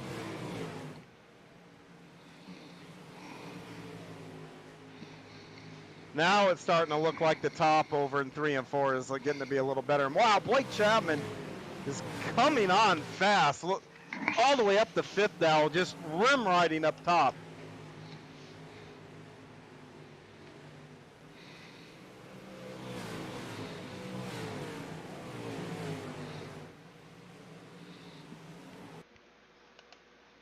Whoa. Blake Chapman continues to run up top over there, and now is taken over 4th over Brian Moore. He's got 10 laps here. If I tell you another caution, and Blake's going to make a race out of this, but we'll see if he can get there in these last 10 laps. He's closing quickly on P3 there of Jeff Barker.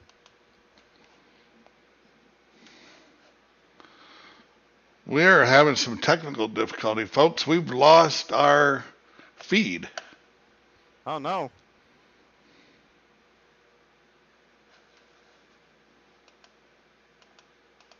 Well, Kevin Fry continues to win, and now it's real tight up with the top four here. You've got Fry leading.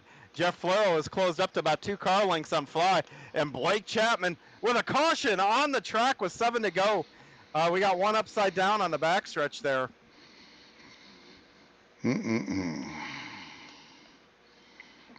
Wow, this is going to change everything, Andy.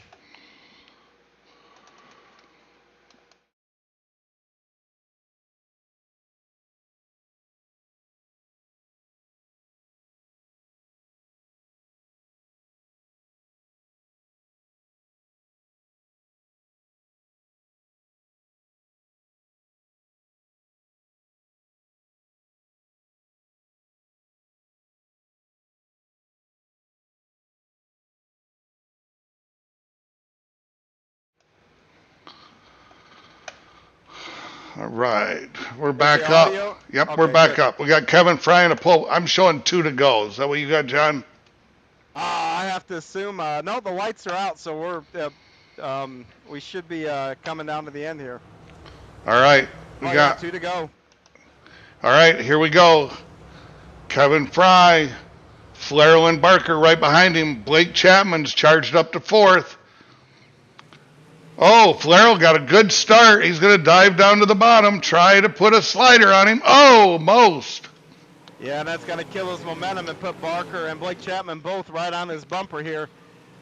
Kevin Fry, I think, has got a big enough lead now. This should hold serve for him to bring her home. Oh, he went down to protect that slider.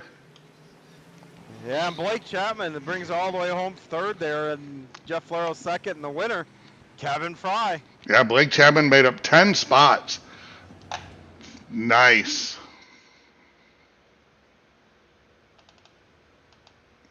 Yeah, another big mover was Clevenger, who finishes 5th. He came up from 11th. Pat Boyce in the Taco Bell ride gave it a good ride tonight. Finishes 7th after starting 15th. So we had a lot of guys, A lot of move up guys. through the field. Yeah, a lot of guys moved up nice. All right, we got Capitalize on trouble. Kevin Fry, Jeff Flero, Blake Chapman, Jeffrey Barker, Jack Clevenger. That's your top 5. Brian Moore, Pat Boyce, Andy Patton, and Jeffrey Kemper. And Gary Taylor, 10th.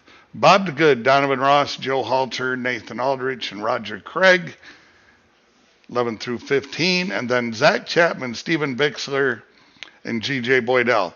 Those 3 cars at the back there were all in contention at one time or another during the race. Yeah, that was a good race. You saw several guys fighting for positions up there. Some guys had some bad luck, but at the end of the day, that was an exciting finish.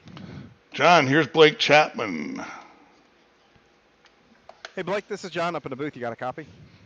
I got you, John. Well, you gave that whole car a pretty good old run going up through the field there. Walk me through how you got up through the field there. Yeah, well, the track actually seemed pretty racy. I could catch a guy running the bottom, and I could get around him up top, so that helped me out a lot. I felt like I was probably the fastest car out there, but starting 13th, I can only make up so much ground, so I'll definitely take a 3rd place. Well, I tell you, when you got up there, that late caution, what was your reaction? Because you just moved into 3rd, but the laps were winding down, and I think Fry was too far out there. So were you happy for it, or were you like, oh man, bad timing? Yeah, I wish we would have went another lap before that came out, but I ended up getting around Barker anyway, and those 2, Flero and Kevin, were having a really good race up there, and I knew it was going to make things interesting with the caution, so I guess it made for better racing, and it looked probably better on the broadcast. Well, Blake, you're 2 for 2 now as far as podiums go here, so hopefully we'll get you back a little bit later and go 3 for 3. But for the second one, who would you like to give a shout out to? Yeah, all the guys over at the Can-Am Racing team and Krite Sim Racing. Of course, I got to give a shout out to Galen's Gourmet Popcorn. Go over there to their website and use code CART, that's C-A-R-T, at checkout for 15% off some of their delicious popcorn. I got to give a shout out to my parents, grandparents, everybody who watches and supports. Of course, Epsilon Sprint Wraps for doing the wraps for me tonight. And, of course, you guys for putting this on every week. Well, Blake, congratulations again on a great run up through the field. That's Blake Chapman, our third place finisher in the 305 sprint division. Thanks, John. Yep, thank you.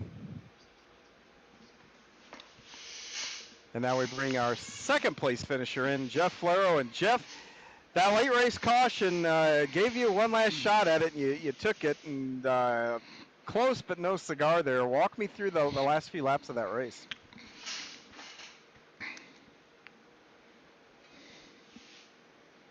Jeff Flero, this is John up in the booth. You got a copy?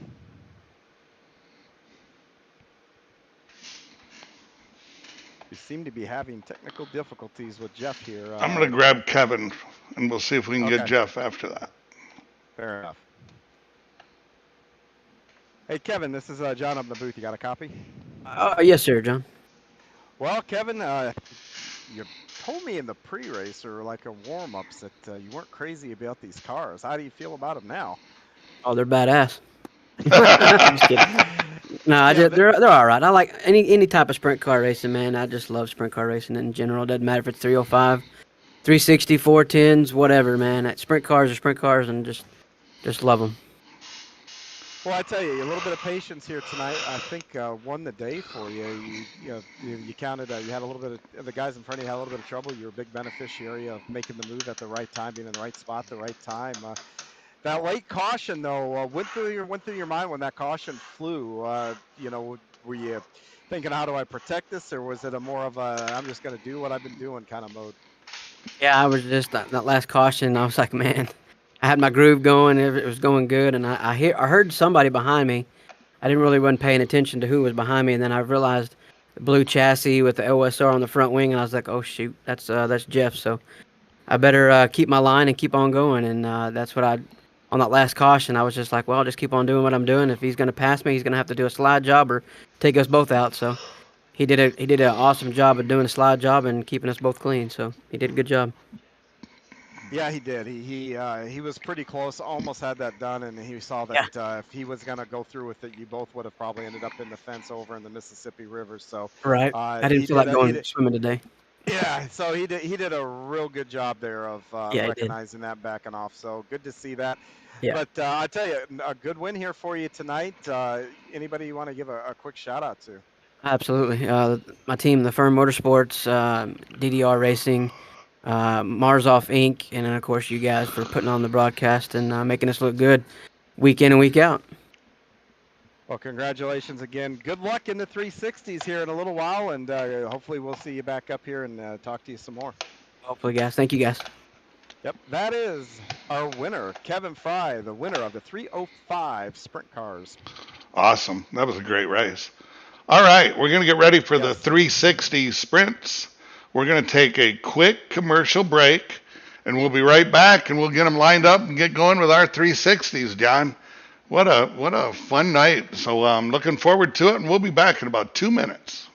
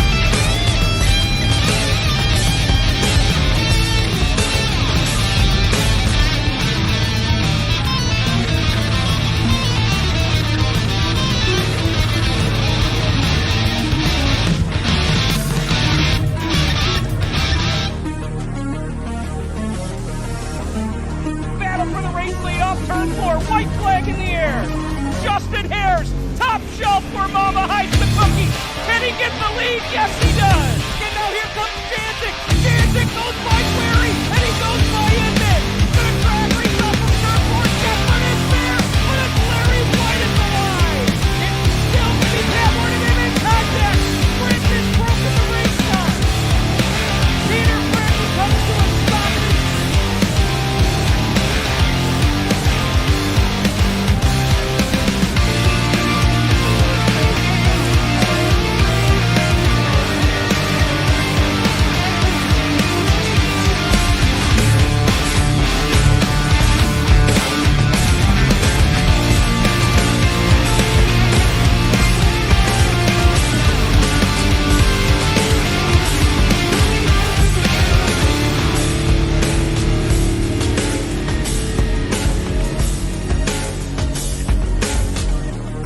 In our industry. The lifetime parts and labor warranty is pretty awesome. Basically, all the parts are covered, the labor and everything.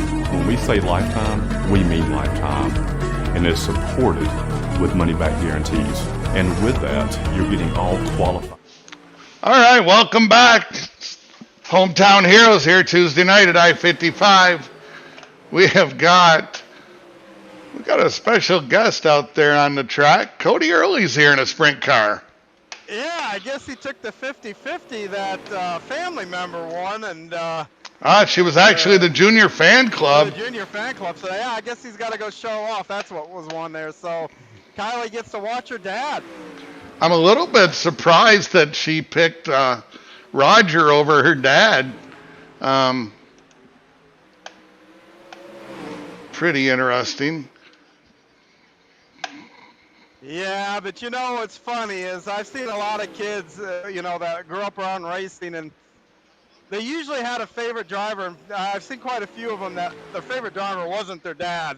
They always root for somebody else. Your parents aren't always the coolest, but maybe Kylie, it was just a surprise that he's out there. It probably wasn't. Maybe she didn't know that he was going to be out here a little later. Looks like they're pulling all the cars into the infield to get ready for qualifying. Yeah, I'm out here if we want to do a quick once over here with what to expect with these cars. Absolutely. Absolutely, John. Oh, there you are. There's the coast to coast. Yeah, and this things are going to happen a lot faster in this car. You can visually see the speed difference here. And with this car, you can't see it with the naked. While I'm talking, I'm knocking down the wall. But what you can't see here, we got tools inside the car to make them work. You can move the wing forward and backwards. If you can look at my car maybe from an overshot, you'll see me moving the wing back, and then I'll move it forward. In these cars, you're going to be adjusting on this wing constantly through the night to get yourself the grip levels that you want. When the car, with the wing forward, yeah, you're going to go faster, but the car's going to be a little bit looser for you. But when you move it back, you're going to stiffen the car up and put a lot of downforce across the back axle. So while the racing lines will be the same, guys will have to be adjusting their wing a little bit, because what will happen is if it's too far forward, when you get off like this corner here, you'll go to gas it up, the car will want to turn, you'll end up going down the track like this. The same thing coming out of 3 and 4. If you move it too far back, when you get down here to turn 1, let's say, then all of a sudden you get here, the car doesn't turn, and the next thing you know, you're up in the wall. So, like I said, you can't see what you're doing here, but that's what's usually going on here. And the other thing to watch, and Kevin, are you with us? Maybe he left the channel here a little bit. He keeps slowing down on the track here a little bit. Let's see if Kevin will get up here and maybe do a slide job on me, and show you guys how to do that as he kind of closes in here. And I don't know, maybe he's just wanting to get in the TV shot. Cody Early's up here in the top row. Cody, it was good to see you out there qualifying, buddy. Hey, man, we're out here giving this thing a shot. I got to give a shout out to my buddy Josh, who had a free car tonight, so we'll see what it'll do. That was pretty nice there with Kylie getting her picture taken with a half-baked Roger out there. He'd been up here having a few PBRs with us. Yeah, I don't know what she was doing picking him to win, but hey, everybody has their own agenda, I guess. You know, I went to the House of Blues once, and and I should have bought this T-shirt. It says, "Nobody loves me except my mama, and she could be jiving too." And man, if that ain't the truth with family members, you know, it's cool, but yeah, you never know. What the kids always say the darndest things, right? Well, she did for sure. Looks to me like, John, I think we got about 17 cars tonight. So decent field of cars. Track is definitely different than it was earlier.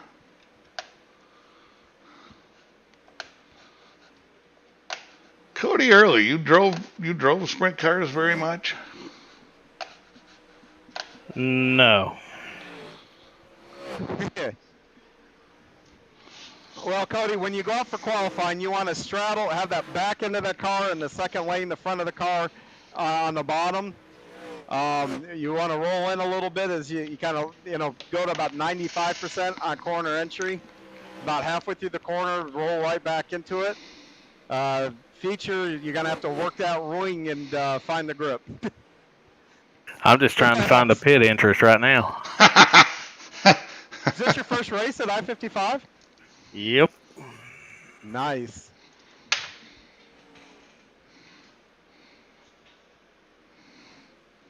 Yeah, figured might as well give this place a shot. Gonna see it a little later, sooner rather than later. So.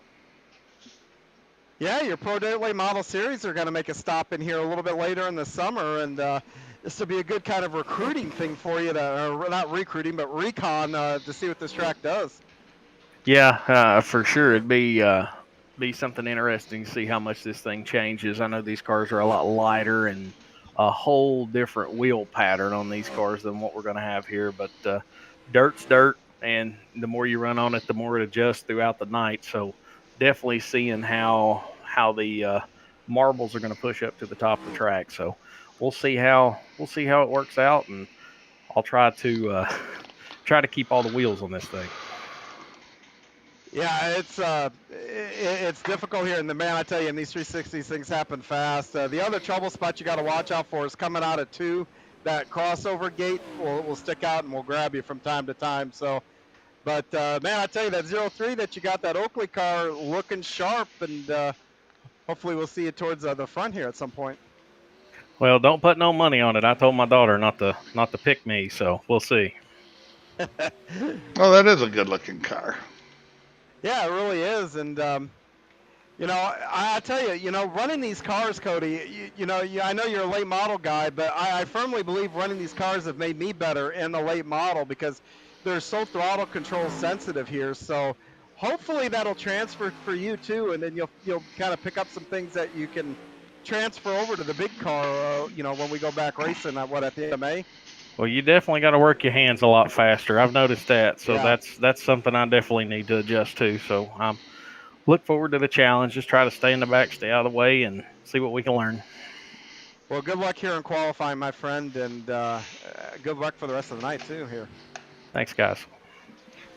It's Cody Early, race car driver, sprint car driver / promoter / my opinion, one of the best race announcers in the country.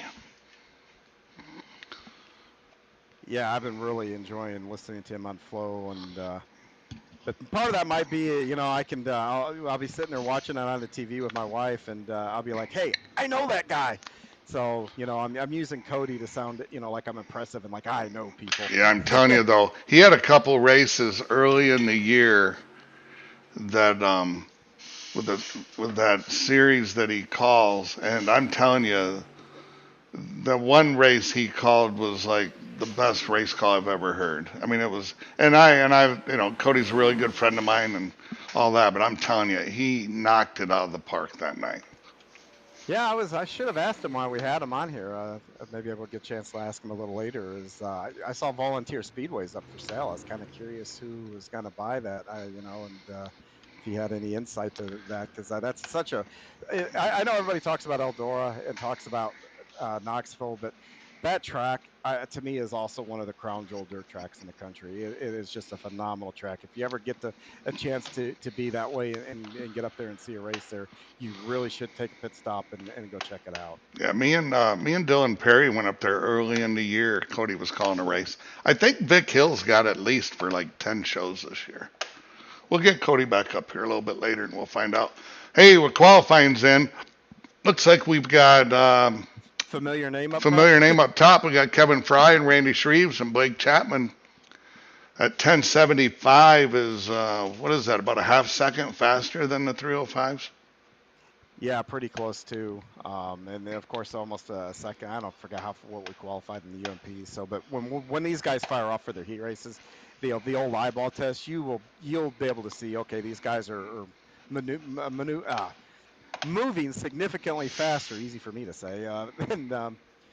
Than what the 305s were doing. And consequentially, when you go into the corner now to make a move, to make a slide job, I mean, it's got to be bang, bang. You can't hesitate because the gaps will close significantly faster than what they do with the 305s. Because with the 305s, you got a lot of momentum. Now you've got a little bit of power to go along with that momentum. So when you go to make a move, you got to be certain that you're going to be able to make it cleanly. And if you hesitate, that can be the difference between making the move cleanly and right rearing somebody or even getting up into the fence. It can just mess with the chassis of the car, and next thing you know, you got a push or something, and you walk up the track and catch the right rear on the fence. So these cars are a lot more fun to drive in my opinion, but they're also a lot more difficult to drive. And these guys do it though week in and week out and always put on a good show. So I would expect nothing less than what we've seen all season from these guys. Absolutely. All right, we're going to get them lined up here shortly. Here we go. Heat race number 1 for the 360s, the final division of the night. We're going to start it off with Kyle Moonen and Zach Chapman on the front row, with Jeffrey Barker and fast qualifier of the night, Kevin Fry, starting 4th, Nathan Aldrich, and Gary Taylor in row 3. Right now we're waiting for Zach Chapman to join the field.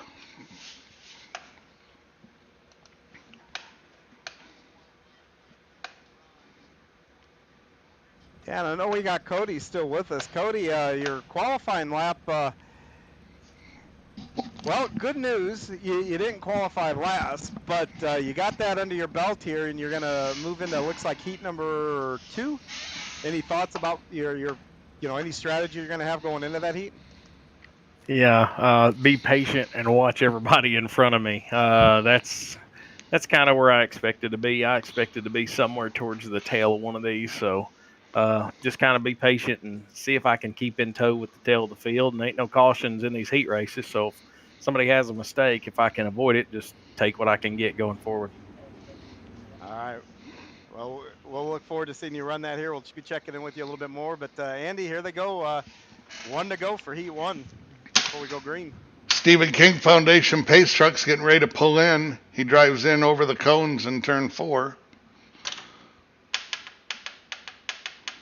Well, I guess he doesn't. Why do they have that one entrance blocked off with the cones? That always confuses me.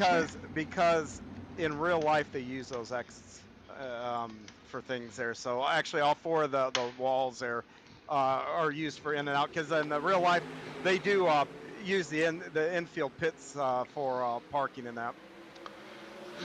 Kyle Moonen gets off with a good start. Zach Chapman's in 2nd, and then we got Kevin Fry and Jeffrey Barker side by side battling for 3rd. Oh, Kevin Fry, I think he kept it going. Maybe. Oh, it wasn't Kevin. It was Nathan Aldrich. Aldrich there. Yeah. So Kyle Moonen continues to lead. Zach Chapman running 2nd. Kevin Fry is 3rd. And, of course, just a few minutes ago, we saw Kevin win that 305 race. So he's trying to make his way up to be back up towards the front here in the 360s. We got Kyle Moonen out front, though, leading here, stretching his lead out over these two as these two continue to battle for 2nd and 3rd. That's allowing Moonen to kind of get away a little bit. Right now, the 4th and final transfer position is the 34 of Gary Taylor, and it's not contested right now, but boy, that battle for 2nd, though, is heating up, Andy. Yeah, Kyle's got a nice lead going. Zach and Kevin are back there battling. They're familiar foes. Looks like Kevin has gotten underneath Zach. See if we can get our cameraman to wake up here. Yeah, Kevin showed his nose to the inside of Zach there, and we're coming down here to. Looks There like we that go. was the end of the race. Boy, they don't they don't mess around. They get these things done quick. The winner of that one.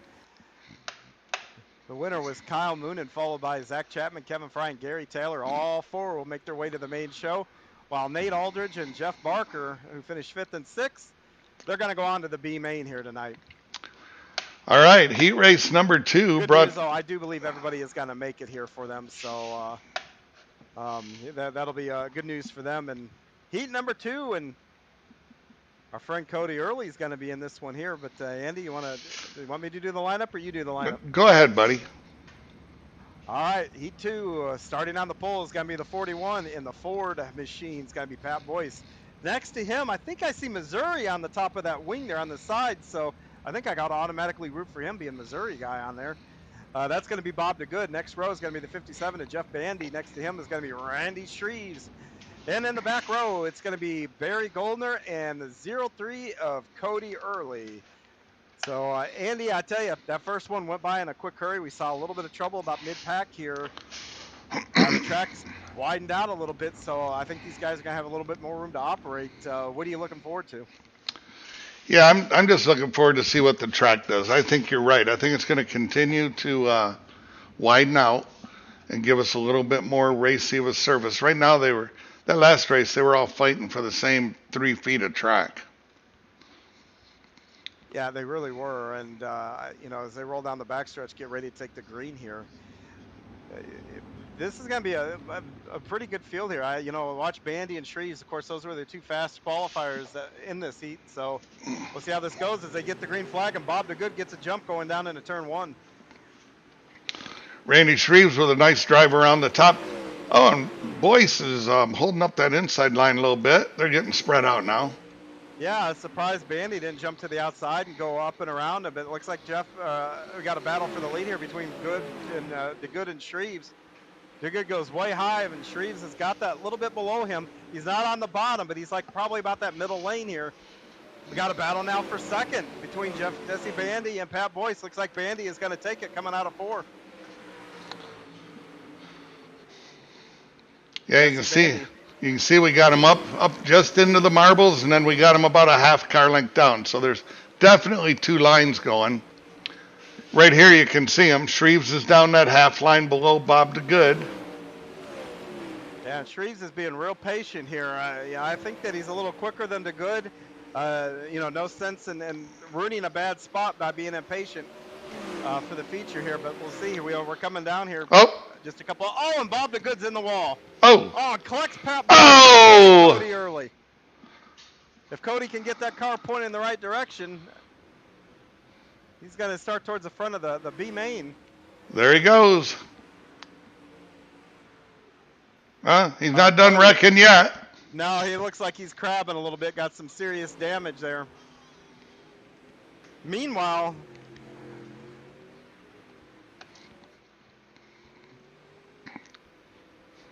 it looks like Randy Shreves is going to take the win here, possibly. Yep, so we got Randy Shreves, Bandy, Goldner, and Boyce, our top 4. Our buddy Cody Early comes in 5th.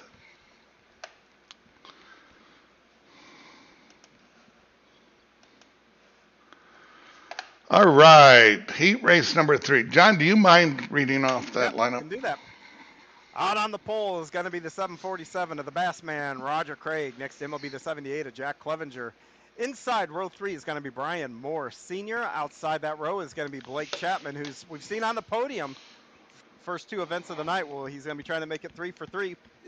The back row is going to be Jeff Kemper and Steven Goldner. Ooh. And Cody, you just came off the track outside that little bit of contact, which wasn't your fault. Before that, what'd you think there as that race was unfolding?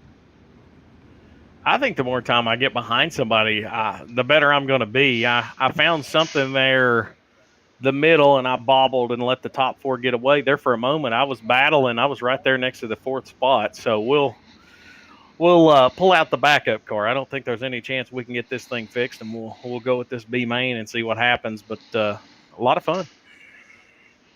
That's the name of the game. Have fun. That's first and foremost goal of the night, at least for me anyway. Lights off on the Stephen King Foundation Pace Truck. This is heat race number 3, brought to us by CBR, Chip Banger Racing. All right, we got Jack Clevenger with a good start. Roger, the Bass Man, gets up there behind him. Blake Chapman's going to try and get underneath Roger. Did I just see somebody out of the corner of my eye up in the fence? Yeah, that was Steve Goldner who was on the outside. I don't know if he got pushed up there a little bit. Oh, he's into the wall again. Well, that's uncharacteristic to see Goldner make these mistakes here early, but we got a battle for the lead right now. Blake Chapman is to the inside of Jack Clevenger coming out of turn 4. They continue to battle going down into 1. Blake still looking to the inside. He is down on the inside in turns 3 and 4. They're coming out. It looks like the 78 of Clevenger just gets a little bit of a run coming out of these corners, able to keep his momentum up a little better than Blake. But Blake is further up to his inside now. They're coming out of 3, and this time Blake really holds serve. Oh! Oh, contact that sends Clevenger up into the wall there.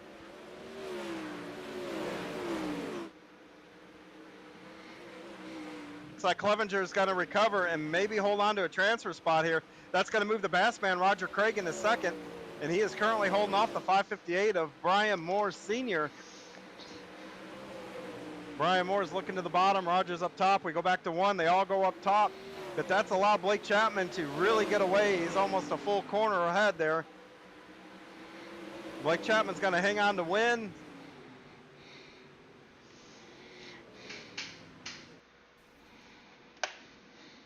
Boy, a lot of action there, but Blake Chapman hangs on for the win. Roger Craig comes home second. Brian Moore is going to finish third.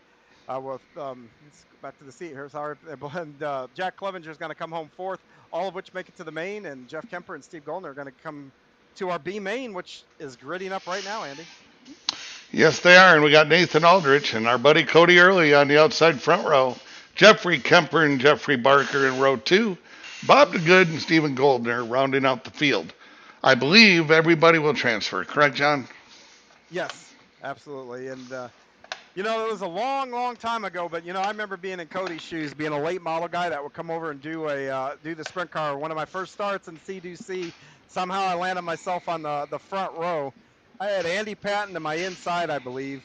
And, man, I was thinking, oh, God, I don't want to screw this up. And I even asked Roger for an EOL, and Roger's like, nah, you'll be fine, and didn't give me my EOL. And long story short, though, I didn't mess anything up. But now we got a late model guy probably going through having those same thoughts I did. So Cody will be just fine, though. We'll see if he said he found something a little bit in that heat race. Be interested to see if he's able to apply it here into the B main. All right, pace truck pulls in. It's going to be Nathan Aldrich and Cody Early going to fire off on the green. Nice even restart. Cody moves it right up to the cushion. Yeah, Cody did a nice job getting through 1 and 2 there. It's got a really solid line. The battle for second is between Kemper and Early. Early is holding pat on the inside, and then Kemper is not quite on the bottom, but is not too far below Early there as they go through the corners.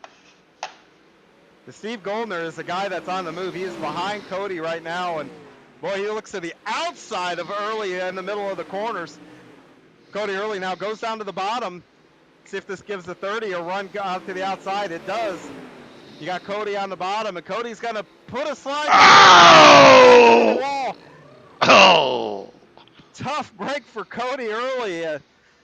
Good news, though, he'll be able to pull the backups back up out and start the A main here, but that's going to move Steve Goldner into second. See if he can track down our race leader now. They're clicking these laps off real quick. Nate Aldridge is out front in that 514 machine. Looks like we got about 3 laps to go looks like Goldner is closing in rapidly, Andy. Goldner's definitely turning the quickest laps on the track.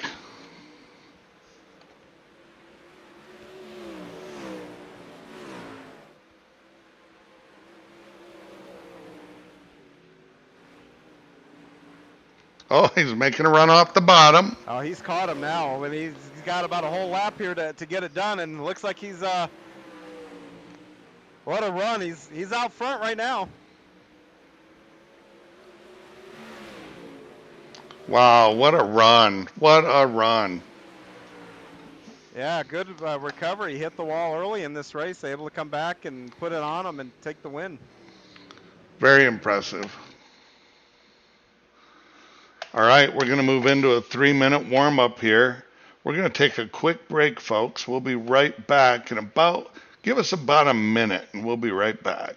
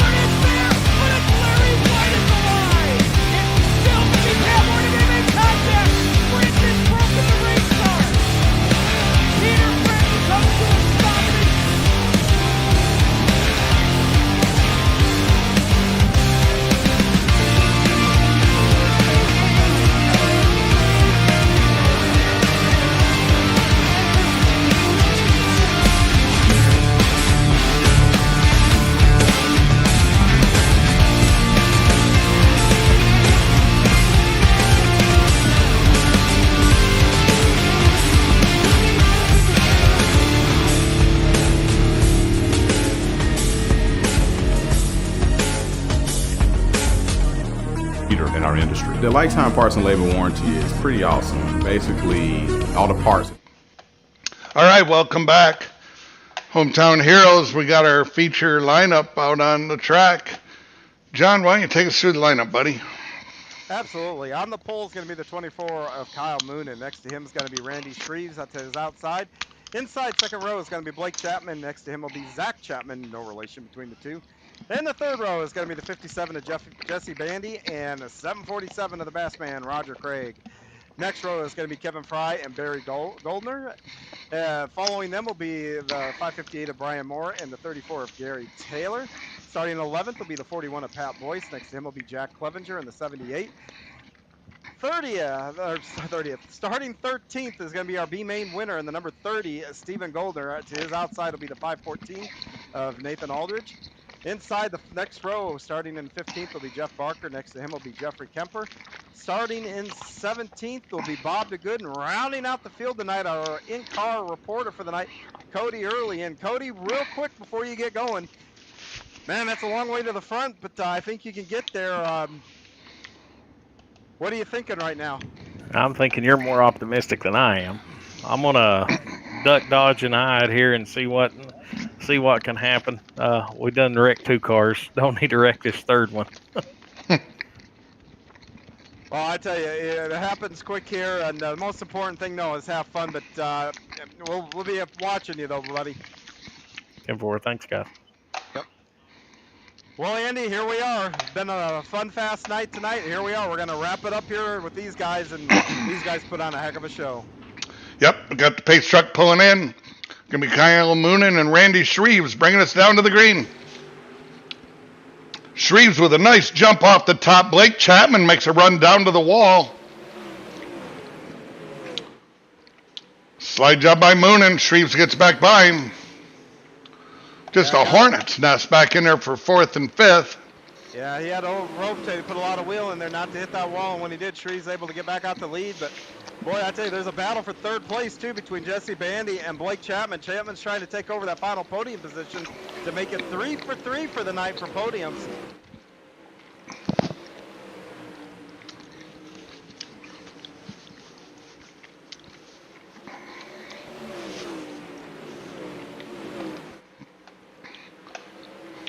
Boy, the front 2 are really going at it. We got a heck of a battle between 4 cars under a blanket for the front here.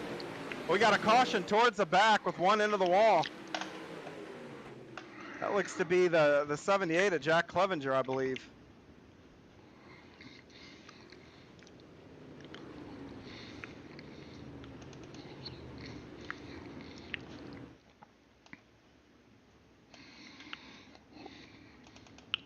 Oh, looks like a little contact between Brian Moore Sr. and Stephen Goldner in the 30, and then the 78 of Clevenger couldn't get checked up in time there and got him up on the wall. But he did a really good job of not turning that car over.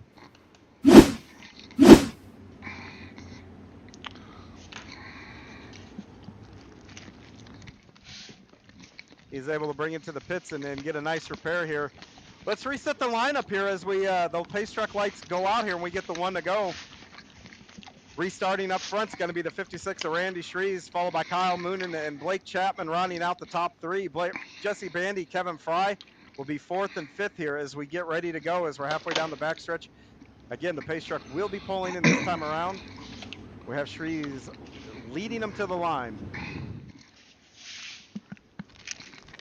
Shreve stands on it, gets a little separation between him and the 24 of Kyle Moonen. Moonen gets a big run on the outside. Shreves goes to the bottom in 1 and 2. Now Shreves goes back up to the top. Top 3 cars are all up on the top side. First car trying the bottom is going to be Kevin Fry all the way back in 5th. But right now, man, the battle for the front, that's where it's at. Kevin Fry is all over the bumper of the 56. Well, we got another caution. Big kerfuffle over in turns 3 and 4. Ryan Moore skidding to a stop on his side.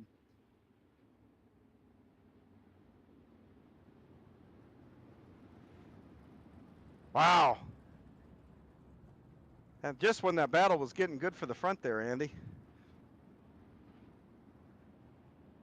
Oh, looks like contact happened between the 34 of Gary Taylor and the 558 of Brian Moore there. And once Brian Moore got really sideways after that, oh, they just piled in there. You know, once you're kind of committed to a line in these sprint cars, it isn't like asphalt where you can just hit the brakes and the car woes up. Momentum's going to carry you more times than not where you're headed.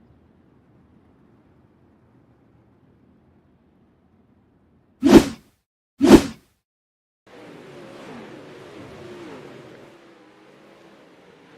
going back up front here, Shreves continues to lead the race here. Kyle Moon is going to be second. Last time Shreves got a good start, was able to get about a car length and a half lead off of turn 4. Does the same once again. This time Shreves stays up top going through 1 and 2. So does Kyle Moonen. The gap between the two closes right up. Blake Chapman is right there in 3rd, looking to the outside of Kyle Moonen coming out of the corner. All 3 of these guys still under a blanket. Randy Shreves continues to holding the top side. Oh, Contact! Oh, Oh, it takes out our top 3 competitors. No, Shreves keeps it going. yeah, and then there was even more on the backstretch. It looks like while that was going on, it looks like maybe Zach Chapman and Jack Clevenger had contact also. Or no, it was Zach Chapman and the 34 of Gary. My mind just went blank.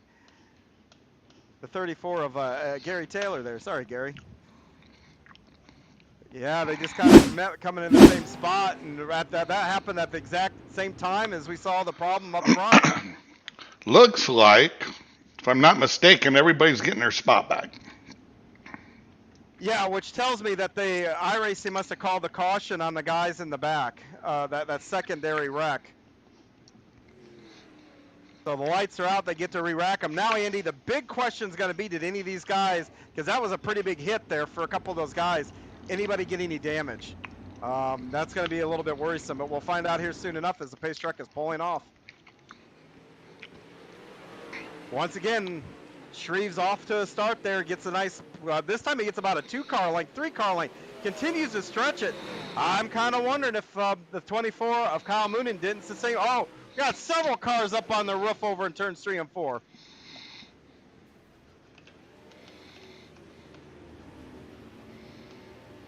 These track conditions are getting a little bit slicker here, and that one there caught our in-race reporter, Cody Early here, and luckily Cody was able to get the car back up, doesn't have to take a tow. Kind of see what happens here. Oh, once again, it's kind of looks like Zach Chapman and maybe Roger. Take a closer look here. Oh, yeah, Roger got a little loose coming off the corner. Oh, and Cody tipped over. Yeah, Roger, got a little loose, and that's track conditions. It's a lot slicker than what they even warmed up on before this. This is where guys need to be adjusting those wings. If I was out on one of those cars right now, I'd probably have that wing all the way towards the back, probably set at 0. Give you the most traction so you're not dancing around coming out of those corners. Here we go. They're going to fire off again. Shreves has got him. Once again, he gets about that car length and a half lead, but we got a new guy for second, though. And we got a couple cars got together back there. Yeah, this one I think Pat Boyce was involved in. Boyce did something unusual. If we get a look at the replay, Boyce took the shortcut to the to the pit road. He's probably not gonna find that funny, but he gets in there and he checks up really hard not to get into Fry and just rolls it right over into the inside in the pit lane.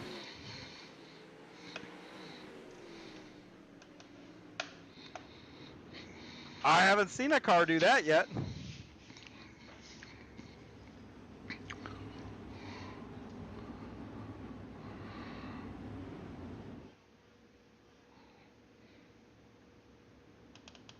Yeah, but to reset the top 5 now, we've got a bit of a change, though. We saw Kyle Moonen up there for a while. He is no longer up there. It's got to be Randy Shreves, who's led everything so far, but Blake Chapman is now the second. Jesse Bandy third, Kevin Fry fourth. And it's listing Pat Boyce as fifth, but I'm going to bet he's not going to get his spot back. And looking out at the field, looks like that might be Barry Goldner that's in fifth right now.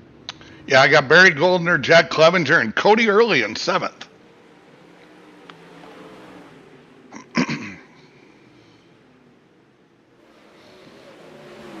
And once again, though, the 56 gets that lead, goes to the bottom this time over in 3 and 4. 20 stays up top. That didn't look like that hurt Randy too much. Now 1 and 2, same thing. It looks like Clevenger's kind of getting that bottom to work a little bit. Now it'll be interesting to see if he can keep it up once the outside line gets their momentum going and gets their timing and everything back. Because, those cautions will disrupt that timing. Whenever I run the top, it takes me a lap or two after a caution to get fully comfortable to go back at it, 100% on the top. Got a good battle for third right now between Kevin Fry, Jesse Bandy. Kevin Fry is also trying to use the bottom like Bandy is out on the outside. They're side by side going down the backstretch. Oh, big wreck on the back. Barry Goldner and Jack Clevenger. Jack Clevenger took a violent ride and lands on his wheels.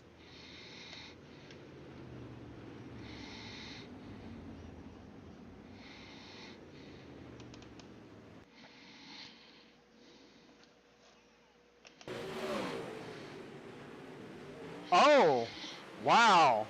Something happened to Kyle Moonen. He blinks out, gets sideways, blinks out, and it looks like he hits Barry Goldner, even though his car is not there, and that turns Barry right into the path of the 78. Yep, it sure did. Kind of a little, what do they call that? Well, I want to say net code, but usually with net code, you still see two cars on the track, and there's still a space between them, but tough break for all involved right there.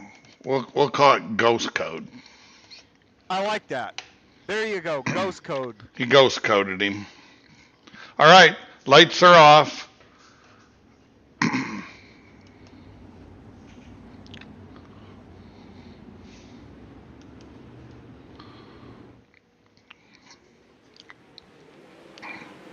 Nice restart. Blake Chapman up around the top. Yeah, and this time, though, Kevin Fry is right there to challenge Blake a little bit. Kevin Fry is even coming out of turn 2. Look up top, though. The Bandy is starting to kind of make that work again. Man, he gets a big run coming out of 4.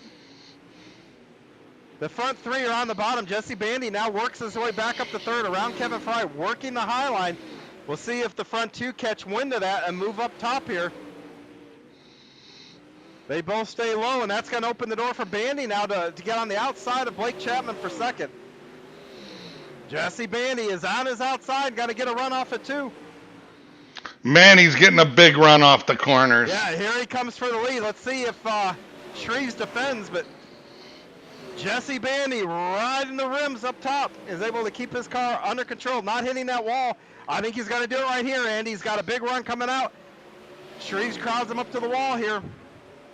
He's to his outside. Jesse Bandy continues to be just on the outside, and there it goes. He's got the lead coming out of turn 2.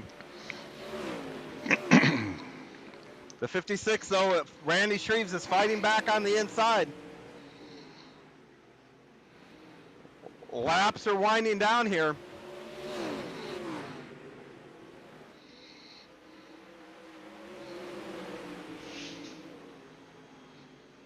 We're working lap 25 right now. And oh, we got a big wreck there between 2nd, 3rd, and 4th, but they all keep going and nobody loses a position there. But that allows Jesse Bandy to just get away from the field without a caution or a mistake by him. He's got to have this race well in hand, but 2nd is anywhere but settled. Anything but settled here. Shreves on the bottom. Kevin Fry has moved to the top. Gets into the wall a little bit. It's going to give the 56 of Randy Shreves some breathing room. Blake Chapman is also on the bottom trying to make that work. He moves up top. Looks like the 21 now is going to have a run to the 56's outside coming out of 2. He goes back to the top, working the outside on the 3. Randy Shreves stays on the bottom. Fry keeps tapping that wall, and it's breaking his momentum on the top side of 1 and 2. That's about the only thing saving Shreves from losing that 2nd place to Kevin Fry right now. Shreves now moves to the top to defend. And oh, contact between Blake Chapman and Kevin Fry. Kevin put it in the wall a little bit and left Chapman nowhere to go. And while that was going on, Jesse Bandy storms on to win the race tonight, followed by the 56 of Randy Shreves, and the 21 rounding out the podium is Kevin Fry. And heartbreak for the number 20 of Blake Chapman, who was knocking on a 3rd podium of the night, trying to go 3 for 3. And man, that was a good race, Andy. And man, I'm out of breath. That was an excellent race, and thanks for helping me out there, buddy, because I'm about out of voice. But that was a heck of a feature run. He was the first one to figure it out, and he took advantage of it. Yeah, I'm not a play-by-play man by any chance, but man, that was kind of fun to sit and watch. And sorry if I got to yelling in anybody's ear. I got a little excited watching those guys go. No, that was great.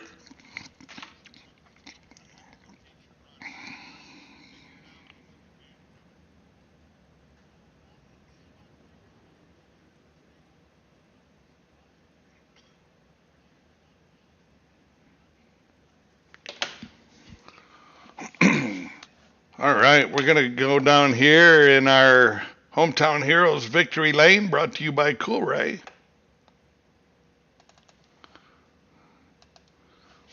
And before we grab those guys, let's talk to our in-race reporter real quick. I see he's muted, so I don't know if he's still there or not. Cody, if you got your ears on, can you unmute yourself, or maybe he stepped away? I think he might have stepped away. He couldn't hear me anyway with both those mutes on. So yeah, we Right can go on. down and grab the guys. All right, I'm gonna grab Kevin Fry. Kevin Fry, this is John up in the booth. You got a copy? Yes, sir. Got you. Well, you got another podium tonight. That's kind of 2 for 2 for you for the races that you've entered tonight. That was kind of eventful there. The last 3 laps, you guys kind of bouncing off the walls and bouncing off each other, and somehow you guys got to the finish without wrecking those cars. Walk me through those last few laps. Tell me what you were seeing and what you were feeling.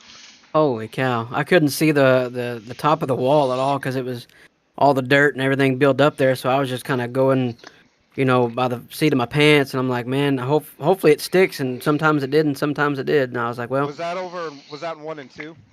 1 and 2, yeah, yeah. Yeah, all right. That explains a lot. I saw a lot of guys struggling up there. I was kind of wondering what was going on over there. Yeah, So it was hard to see. I guess the track workers didn't expect to get that wall to be so dirty tonight. So maybe next time we'll get the track workers to put some lines in it or something. well, that'd be a cool iRacing feature. If they've got a suggestion box. You should go put that in there. I'm gonna do Uh, that. you should. That'd be awesome. But I tell you, you know what? Like I said, you probably a little more contact with both the wall and the outside, because I think that contact was what really prohibited you from taking over second there. But you know, did all that kind of?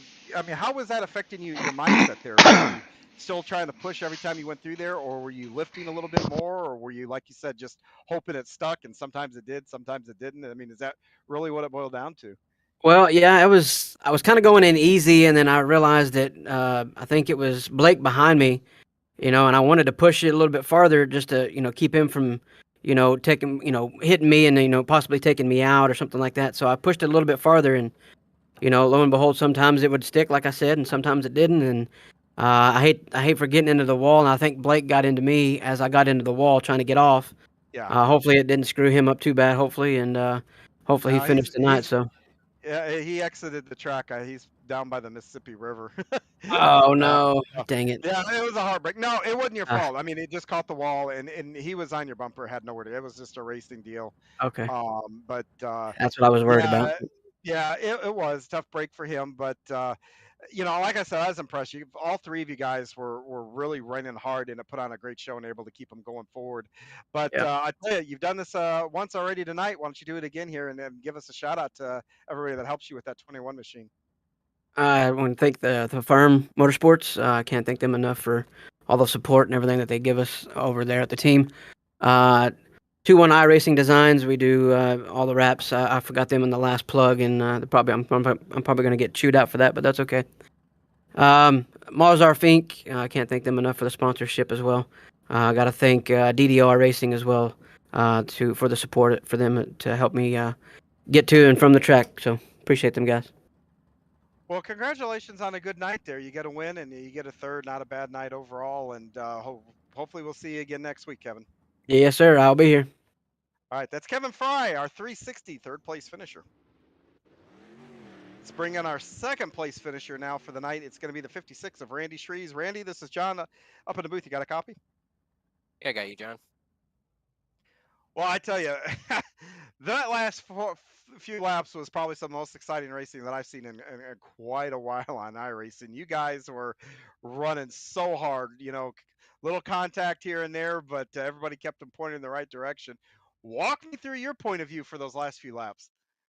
Yeah, the last few laps, I knew that bottom was just ate up. It was gone, and I seen Jesse peek his nose around there on the top, and I was just thinking, I was like, man, I got to get up there somehow, but I couldn't do it cleanly, so I couldn't do it at all. So yeah, I just kept just tried to keep second place there at the end.